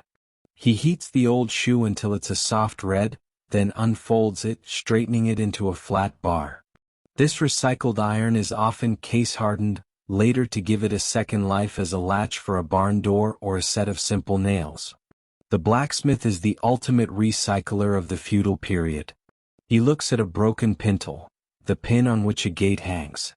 It has snapped at the point of greatest friction. Rather than forging a new one, he scarfs the broken ends, thinning them into matching wedges, and prepares for a forge weld. He sprinkles a handful of fine river sand onto the glowing wedges. The sand melts into a glassy flux, shielding the iron from oxygen and allowing the two pieces to fuse into a single, seamless whole. The weld is a moment of high drama in the quiet afternoon. Thomas brings the two pieces together on the anvil, and with 3 quick, decisive strikes, the boundary between the two fragments vanishes. The metal is whole again, stronger at the joint than it was before the break. The atmospheric descent. The heat in the shop has reached a mellow equilibrium. The sleepy quality is emphasized here by the slow, rhythmic sounds of the bellows, whoosh, groan, whoosh, and the long pauses between strikes as Thomas allows the metal to soak in the heat. The sun is now so low that it strikes the back wall of the smithy, illuminating the rows of tongs and hammers in a golden fire. Elias, the apprentice, is tasked with the cleaning of the hearth. He uses a long iron poker to pull the clinkers from the bottom of the fire. These are the fused remains of the charcoal and the impurities from the iron, stony, glass-like lumps that hinder the airflow. The sound of the clinkers being tossed into a bucket is a sharp, glassy tink, a sound that signals the beginning of the day's end. Thomas stands by the door for a moment, looking out at the village. The laborers are beginning to return from the fields, their tools slung over their shoulders. Some will stop at the smithy to drop off a broken hoe or a bent sickle, adding to the pile for tomorrow. The blacksmith's day is a cycle of entropy and restoration. He takes the broken world and, through the medium of fire, mends it. The section ends with the sight of the smithy in the golden hour. The fire is still bright, but its purpose is shifting. The heavy work is over. The art of the repair has been successful.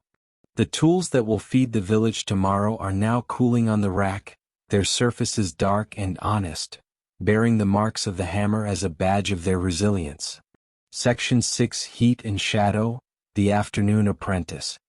As the long shadows of late afternoon stretch across the dirt floor, the atmosphere of the smithy shifts from the frantic energy of production to a more somber, instructional tone.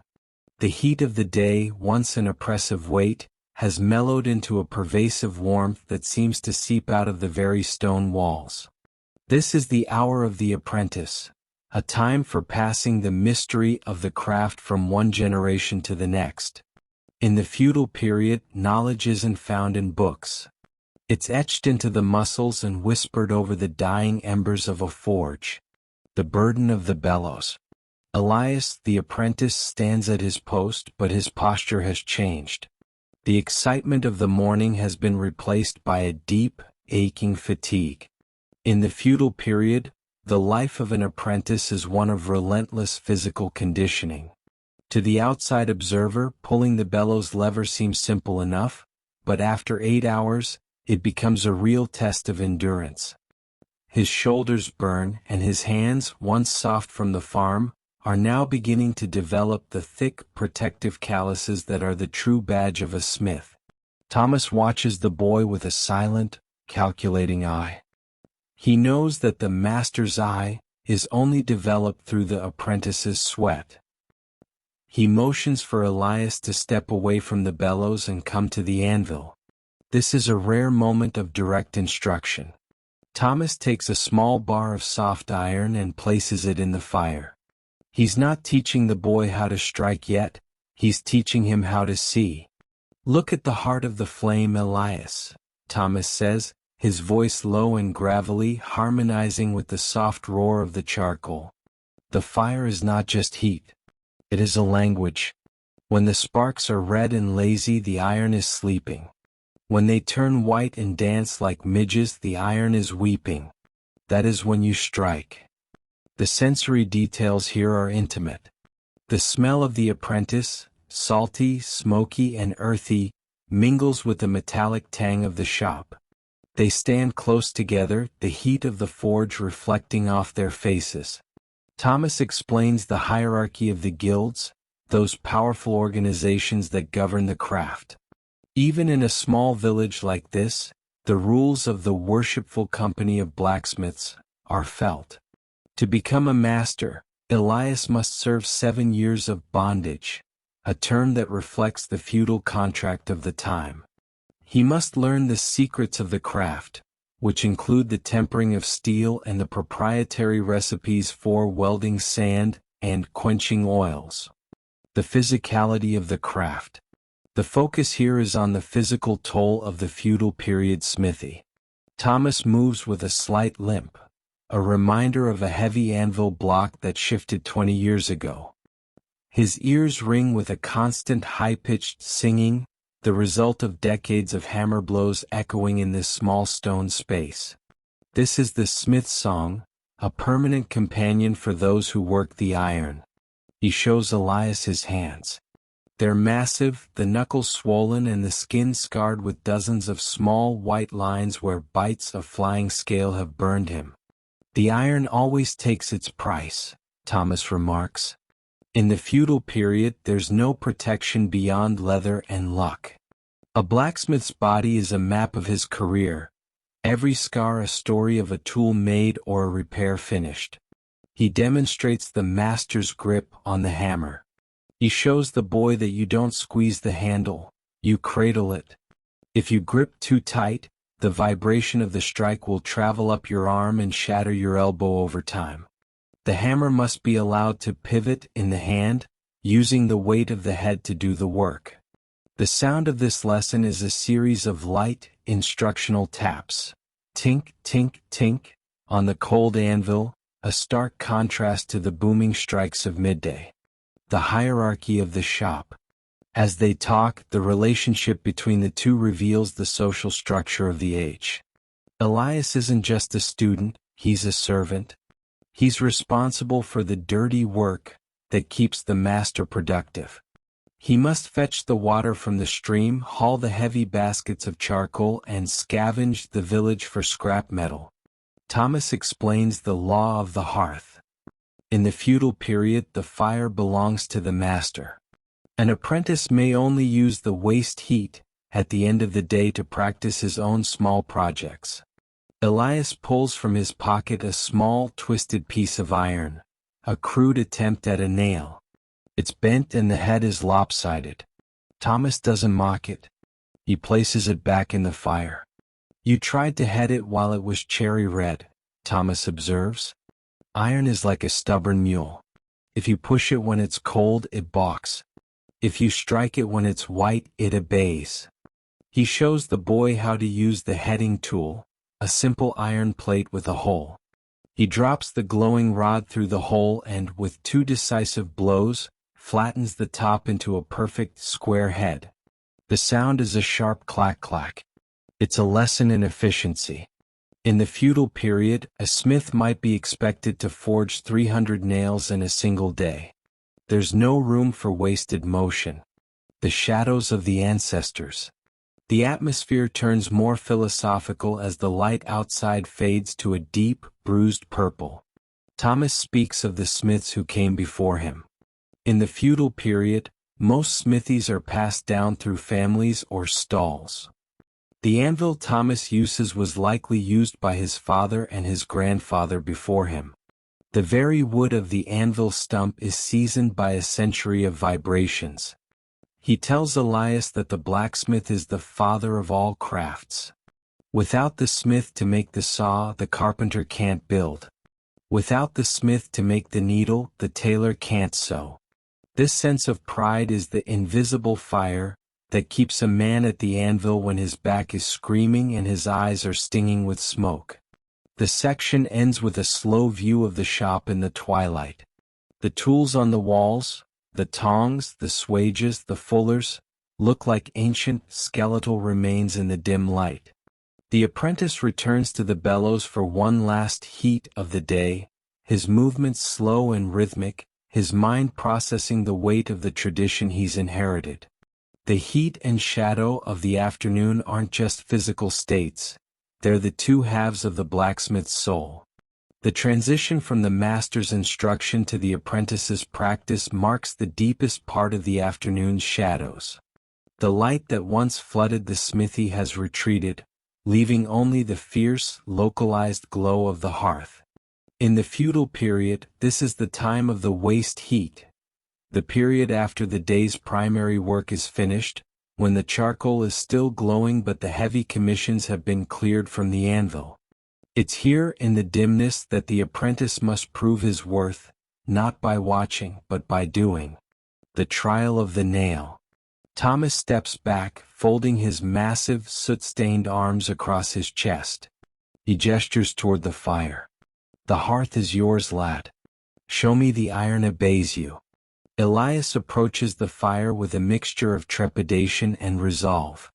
In the feudal period, the ability to forge a perfect nail is the first true milestone of a craftsman.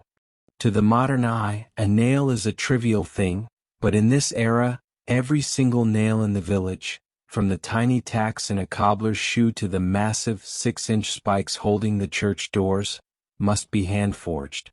A nail is a study in economy. It must be made in a single heat with no more than 10 strikes of the hammer. The boy takes a slender rod of iron and thrusts it into the coals.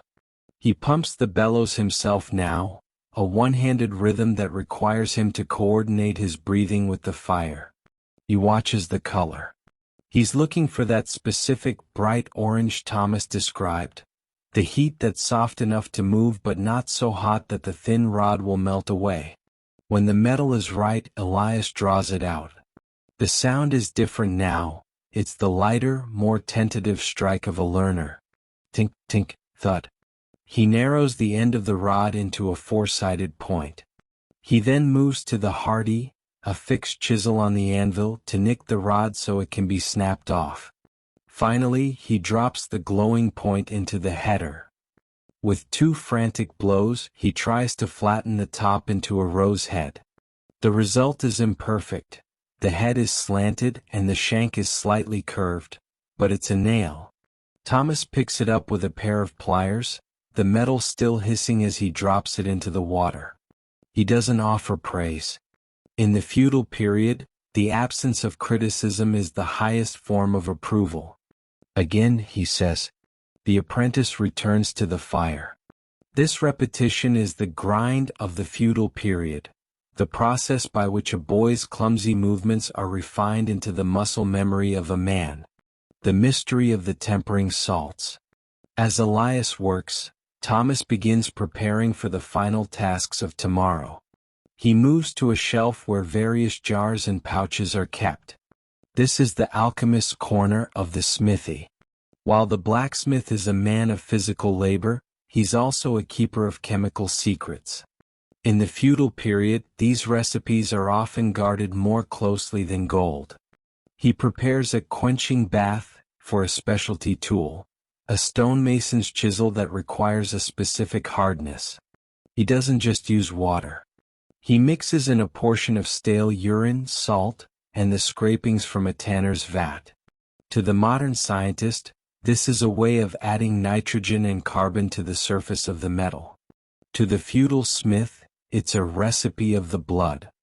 Thomas explains to the boy that the breath of the quench changes depending on what's added to the tub. He describes how different oils, linseed, tallow, or even whale oil if the village is near the coast, produce different tempers. A sword, should he ever be called to mend one, requires a quench in oil to prevent the catastrophic shattering that water might cause. This knowledge of fluids and vapors is the shadow side of the craft, the part that's never written down, only whispered during these quiet evening hours. The social toll of the smithy. The conversation shifts to the reality of how the village perceives them. Thomas talks about the dark reputation. Because the blacksmith works when others rest, and because he controls the hellish element of fire, he's often viewed with a mixture of necessity and suspicion. In the feudal period, the smithy is the only building allowed to have a fire burning late into the night. They see the sparks flying out the chimney at midnight, Thomas says, looking at the blackened rafters, and they think we're talking to things that don't have shadows. He warns Elias that he must always be a man of his word. In a feudal village, your credit is your only currency. If a smith promises a plowshare by dawn and fails to deliver, the village starves. The physical shadow of the apprentice is now long and thin, stretching across the forge and merging with the shadows of the tools on the wall. The boy is no longer just a farm lad, he's becoming a part of the iron itself. The evening maintenance. The final part of this section focuses on the unmaking of the shop. This is a vital part of the daily cycle. Thomas shows Elias how to dress the anvil. They use a piece of sandstone to rub away the day's accumulation of scale and rust, ensuring the face is as smooth as glass for tomorrow's first heat. They check the bellows for leaks. In the feudal period, a hole in the leather bellows is a disaster. Thomas uses a mixture of beeswax and animal fat to dub the leather, keeping it supple in the dry heat of the shop. The sound of the grease being rubbed into the leather is a soft, squelching noise, a domestic sound in a world of industrial violence. The heat of the forge is dying down now. The waste heat is gone. Elias's face is a mask of soot, with only the whites of his eyes and the tracks of his sweat showing through. He's made 20 nails. 10 are usable. 10 are scrap. Thomas nods at the 10 usable ones. The masterpiece is 1,000 nails away, Thomas says. The section ends with the two of them standing in the doorway looking out at the village. The first stars are appearing over the manor house. The smoke from the village chimneys is rising straight and true, signaling the evening meal. The apprentice's day of heat and shadow is finally ending, his body heavy with a fatigue that's both a burden and a blessing. He has survived another day in the fire. Section 7, Banking the Fire. The transition from the roar of production to the silence of the night is perhaps the most critical ritual of the blacksmith's day. In the feudal period, fire is a living entity, a servant that must be tucked into bed with as much care as one would tend to a child or a prized ox. To bank the fire isn't simply to let it go out, it's to preserve its essence, ensuring that the labor of tomorrow doesn't begin with the arduous task of striking a new spark from flint and steel. As the village settles into a deep, indigo twilight, the smithy becomes a sanctuary of cooling iron and settling ash. The anatomy of the banked hearth. Thomas approaches the hearth with a long, flat-headed iron shovel. The fire, which throughout the day was a fierce, white-hot sun, has now subsided into a deep, glowing crimson. This residual heat is the heart of the shop's warmth. Thomas begins the process of clearing the center. He moves the unburnt charcoal to the outer edges of the stone platform, revealing the clinkers and the heavy slag that have accumulated at the base of the fire. In the feudal period, the efficiency of the fire depends entirely on the flow of air.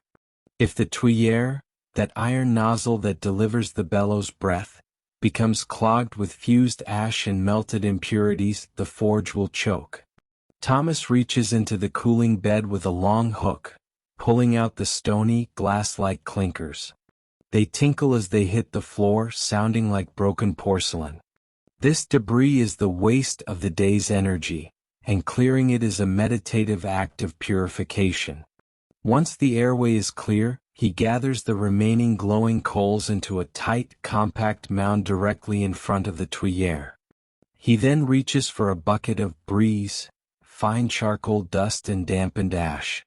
He sprinkles this over the glowing mound. The effect is immediate. The bright orange light is stifled, replaced by a dull, pulsing red that slowly vanishes beneath the gray blanket.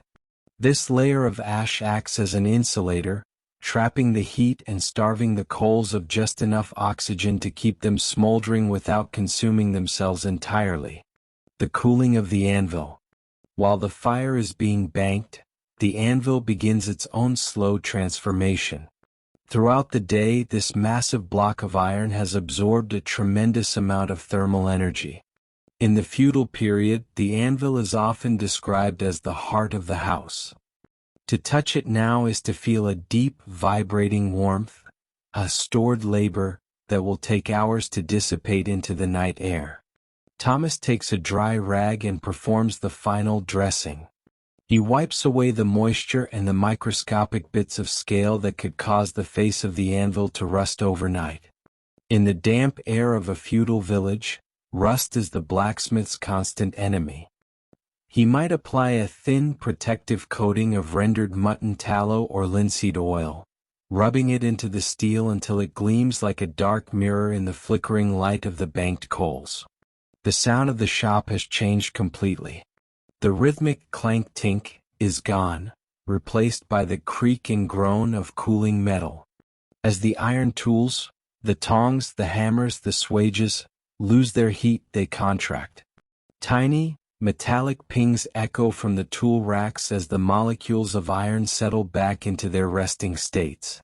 To the blacksmith, this is the breath of the shop, a sign that the work has been accepted by the metal. The organization of the mystery. In the feudal period, a blacksmith's tools are his most guarded possession. They're the physical manifestation of his mystery, his craft.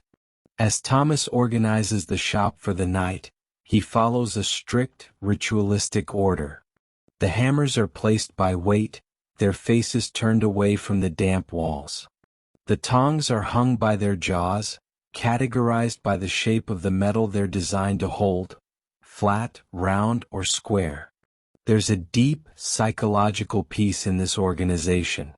In a world of feudal chaos, where harvest failures or lordly whims can change a man's life overnight, the order of the smithy is a constant. Thomas checks the Pritchell hole and the Hardy hole on the anvil, ensuring no stray bits of metal are lodged within them. He counts his punches and drifts, small tools that are easily lost in the dirt floor. To lose a tool in the feudal period isn't just an inconvenience. It's a loss of potential, as each tool was likely forged by Thomas himself or his predecessor. The sensory details here focus on the fading of the world. The smell of hot iron is being replaced by the smell of cooling stone and damp earth. The light is now almost entirely gone, save for the singular ghostly eye of the banked fire that occasionally blinks through a gap in the ash. Thomas stands in the center of the room, his silhouette large and imposing against the dark walls, a guardian of the village's industry. The final inspection of the bellows. Before he can leave, Thomas must attend to the lungs of the operation. He moves to the great leather bellows. In the feudal period, the bellows are the most fragile and expensive part of the smithy. The leather, made from several cowhides, can easily crack in the dry heat of the forge or be gnawed by the village rats. He releases the tension on the pole pull, allowing the heavy wooden boards to rest in a neutral position. He feels along the seams of the leather, checking for the suppleness that comes from regular oiling. If the leather feels thirsty, he applies a final rub of oil, his hands moving with the familiarity of a man who knows every fold and crease of the instrument. The sound is a soft, leathery hiss, the final exhale of the day. He then checks the water in the slack tub. During the day, the water was a chaotic, boiling element of the forge. Now it's a still black pool. He might throw a handful of salt into the water, a practical measure to prevent it from freezing on a cold night, but also a symbolic act of closing the water for the day. He looks at his reflection in the dark surface, a soot-stained face that belongs as much to the iron as it does to the man. The section ends with Thomas and Elias standing by the heavy oak doors. The apprentice is exhausted, his eyes heavy, but he waits for the master to give the final word. Thomas looks around one last time. The fire is safe. The tools are home. The anvil is resting. He steps out into the cool night air, the heavy iron key ready in his hand. The cool night air of the feudal period has a different quality than the air inside the shop. It's sharp, smelling of damp moss, distant wood smoke, and the approaching frost. Thomas stands at the threshold of the smithy, the heavy oak doors groaning on their iron hinges as he pulls them shut. This final closing of the doors is the ritual of the key.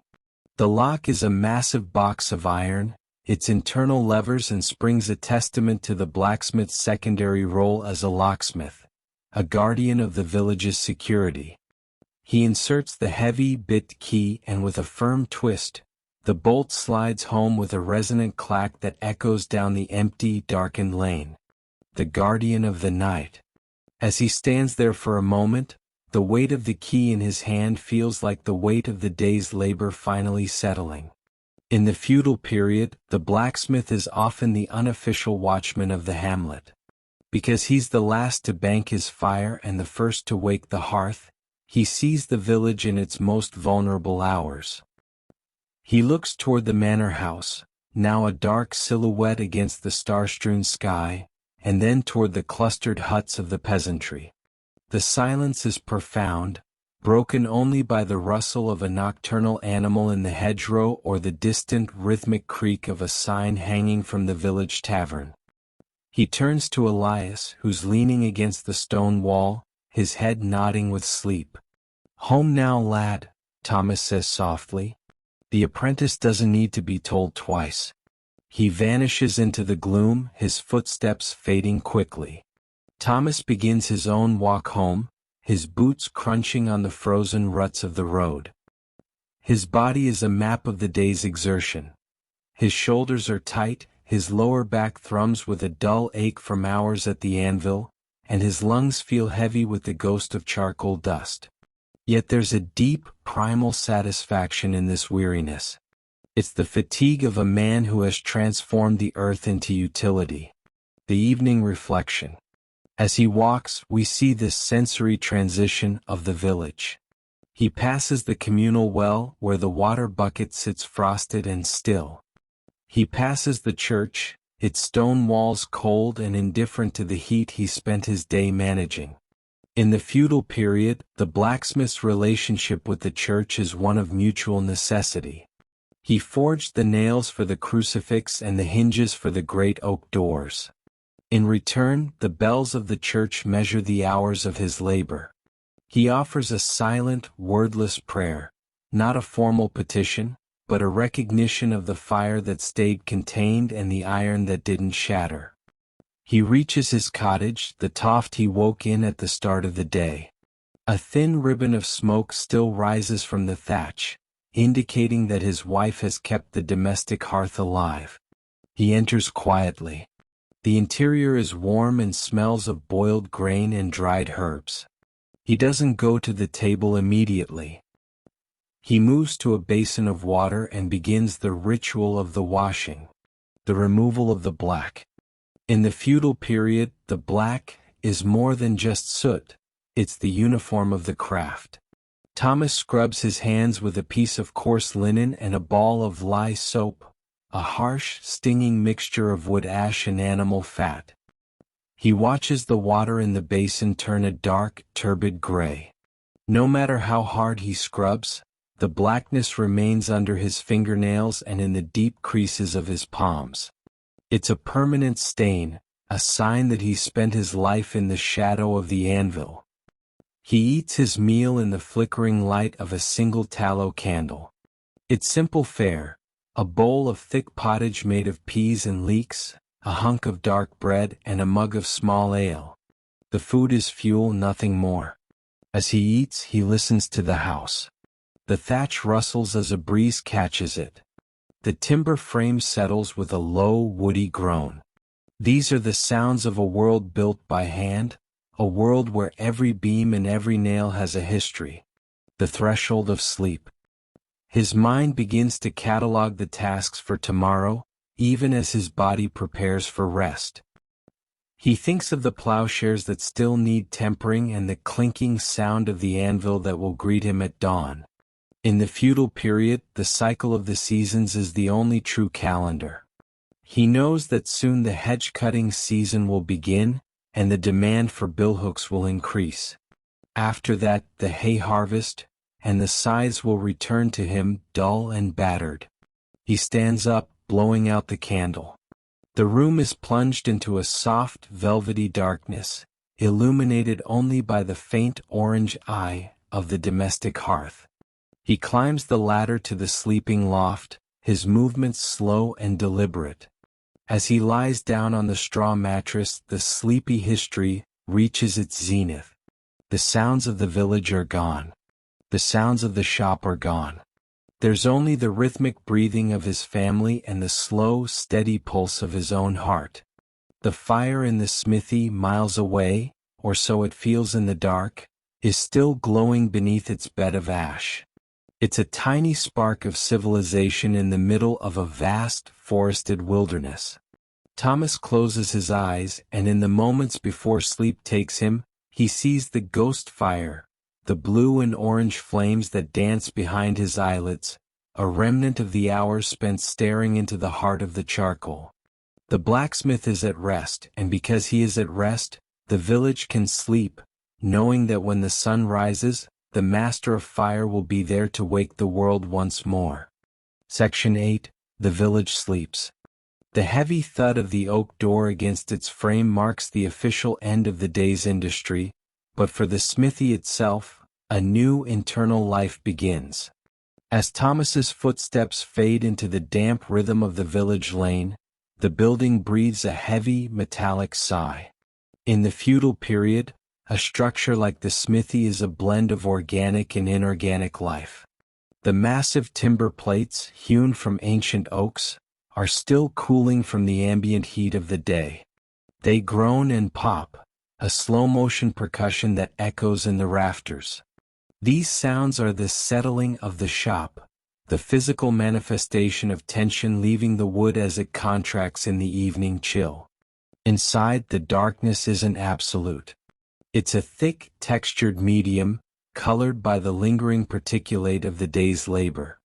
Floating in the stagnant air are microscopic flecks of hammer-scale, charcoal dust, and the dried fibers of the apprentice's straw broom.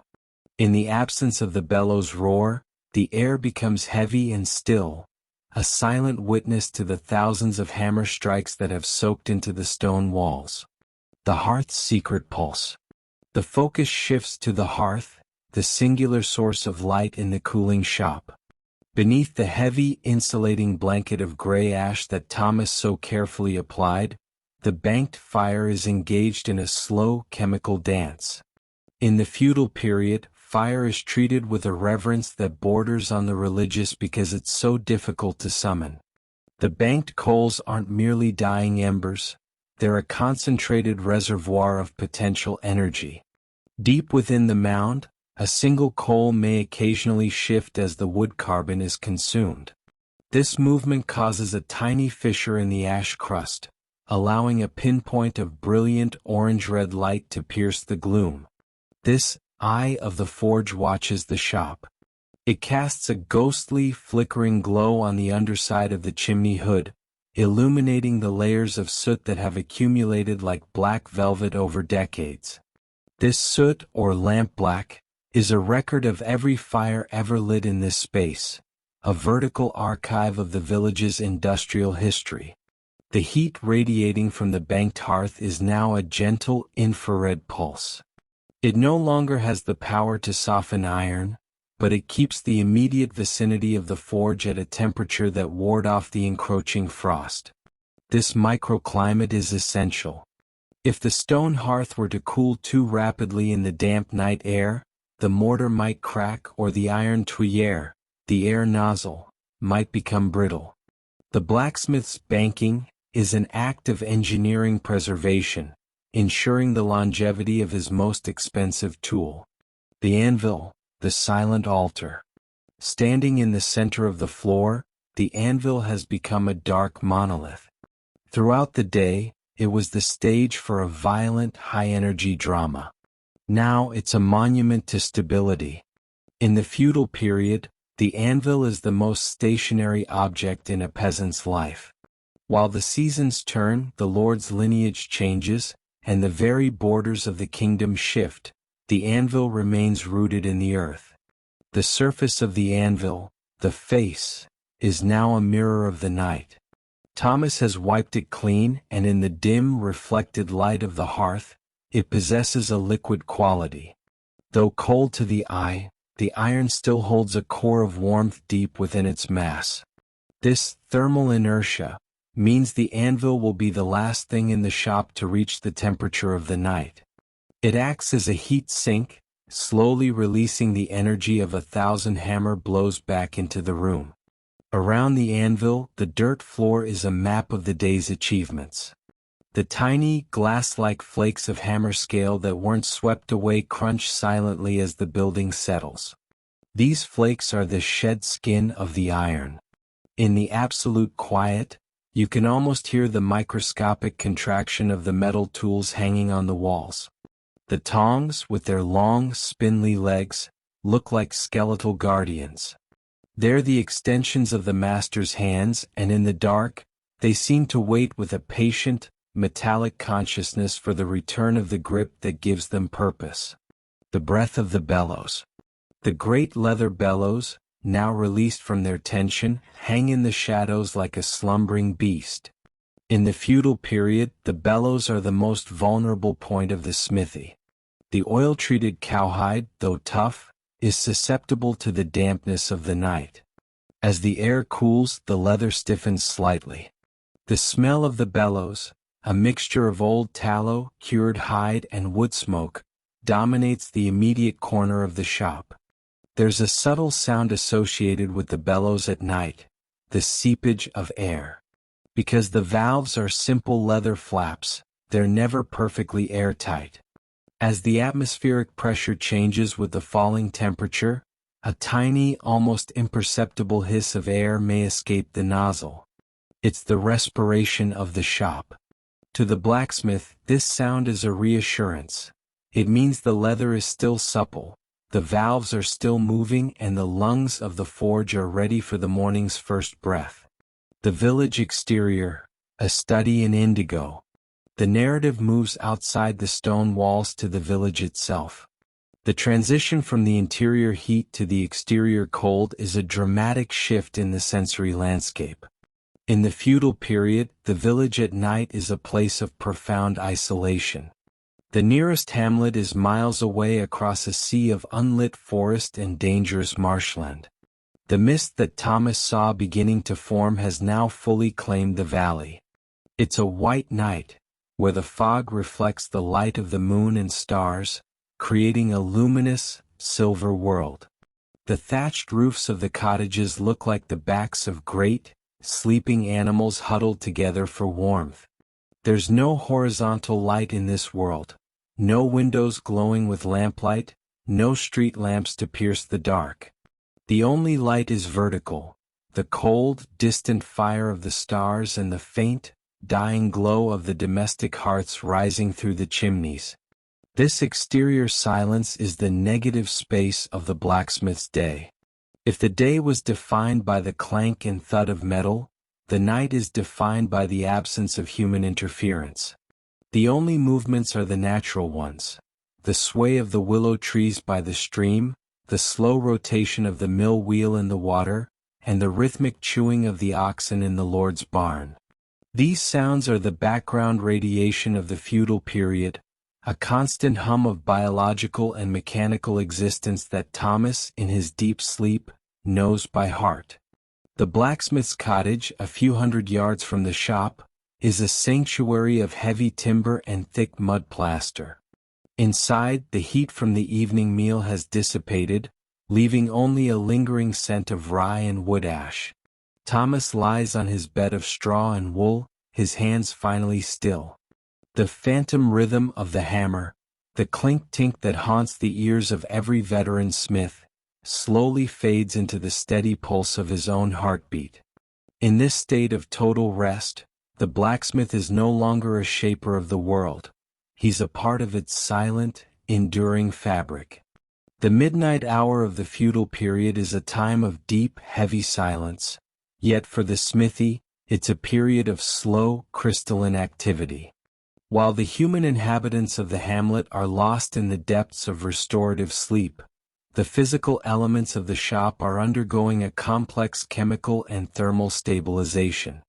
This explores the unseen work of the night, the cooling of the specialty metals, the nocturnal visitors to the forge's periphery, and the deep folkloric roots that tie the blacksmith to the protection of the village while the sun is absent.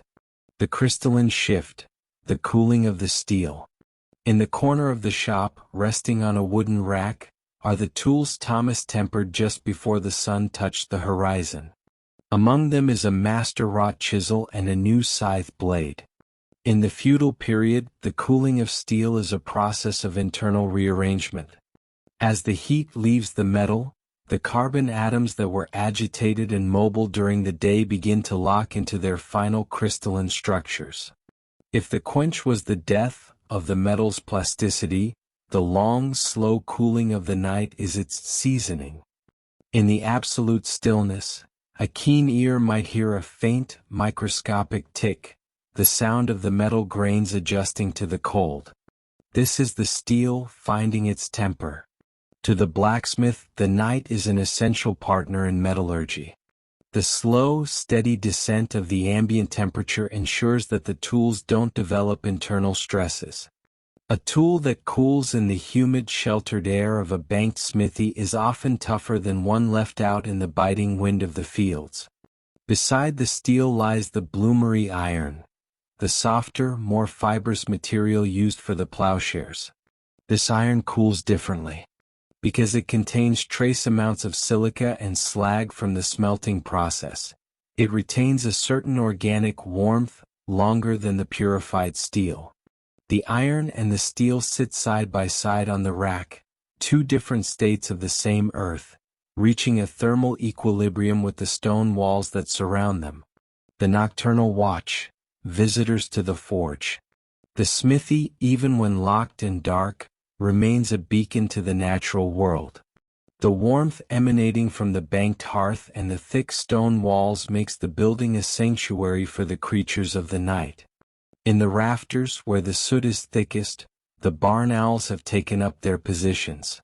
They're drawn to the forge not just for the warmth, but for the mice that are attracted to the spilled grains from the horse's hooves and the scraps of leather from the bellows work. The sound of an owl's wings, a soft, muffled humph, is the only movement in the upper reaches of the shop. Below, on the dirt floor, a hedgehog might scuttle across the scale-dusted earth, searching for beetles. The presence of these animals adds a layer of living history to the feudal period. To the medieval mind, these nocturnal visitors were often seen as the familiars of the smithy, spirits that guarded the iron while the master was away. Outside the door, the mist has thickened into a heavy, white shroud. This is the hour when the village bounds are most mysterious. The fence lines and hedgerows, maintained by the very billhooks Thomas forged, disappear into the fog. The only sound from the outside is the occasional clink of a hobbled pony in the common pasture or the low, vibrating growl of a guard dog at the manor gates. The village is a closed system, a fortress of wood and iron huddled against the vast, untamed wilderness of the feudal period. The folklore of the iron threshold. In the feudal period, the smithy at midnight is more than just a place of work. It's a spiritual threshold. Folklore suggests that iron is a holy metal, capable of repelling the restless spirits and hidden folk that wander the earth after the sun sets. The very presence of the anvil, rooted in the center of the hamlet, is seen as an anchor that keeps the village from drifting into the supernatural. Thomas, like all smiths of his age, understands the power of the iron protection. This is why he often leaves a small piece of scrap iron on the exterior windowsill or hammers a used horseshoe above the lintel of his own cottage. The night is a time of vulnerability, and the blacksmith's labor provides the physical and spiritual armor the community requires. The sleepy quality of the night is, in fact, a hard-won peace, bought with the sweat and fire of the daylight hours. As the hour of 3 approaches, the deepest part of the night, the seed in the hearth reaches its lowest ebb. The ash layer is now cold to the touch, but beneath it the carbon remains a deep cherry red. This hidden fire is the heartbeat of the parish. It's a symbol of continuity in a world where life is often short and uncertain. The fire waits, the iron waits, and the master waits, all suspended in the deep, restorative indigo of the feudal period. The final descent into stillness. The section concludes with a focus on the blacksmith himself. In his cottage, Thomas is now in the stage of REM sleep. His muscles, which have been under constant tension for 14 hours, have finally fully slackened. His breath is deep and rhythmic, echoing the groan whoosh of the bellows he's operated for a lifetime. There's a profound beauty in this total exhaustion. It's the rest of a creator who has seen his work and found it good. The tools he mended are ready for the morning. The plowshare is sharp, the sickle is whole, and the horse is shod. The blacksmith is the architect of the village's survival, and as he sleeps, the village sleeps with him, held together by the invisible, metallic threads of his craft. The night is no longer a void to be feared, but a sanctuary of cooling iron and banked embers, preparing for the inevitable return of the spark. Final thoughts. In the intricate tapestry of the feudal period, the blacksmith stood as the indispensable weaver of the village's physical reality. While the medieval hierarchy was strictly defined by the 3 estates, those who prayed, the clergy, those who fought, the nobility, and those who worked, the peasantry, the blacksmith occupied a unique, liminal space between the worker and the master. He was a craftsman whose hands were stained with the earth, yet whose mind possessed a mystery that bordered on both the scientific and the supernatural. Without the smith, the feudal contract would have withered and collapsed. He provided the iron teeth for the plow that fed the parish, the sharp edge for the billhook that tamed the lord's forests, and the sturdy shoes for the horses that connected isolated hamlets to the wider world.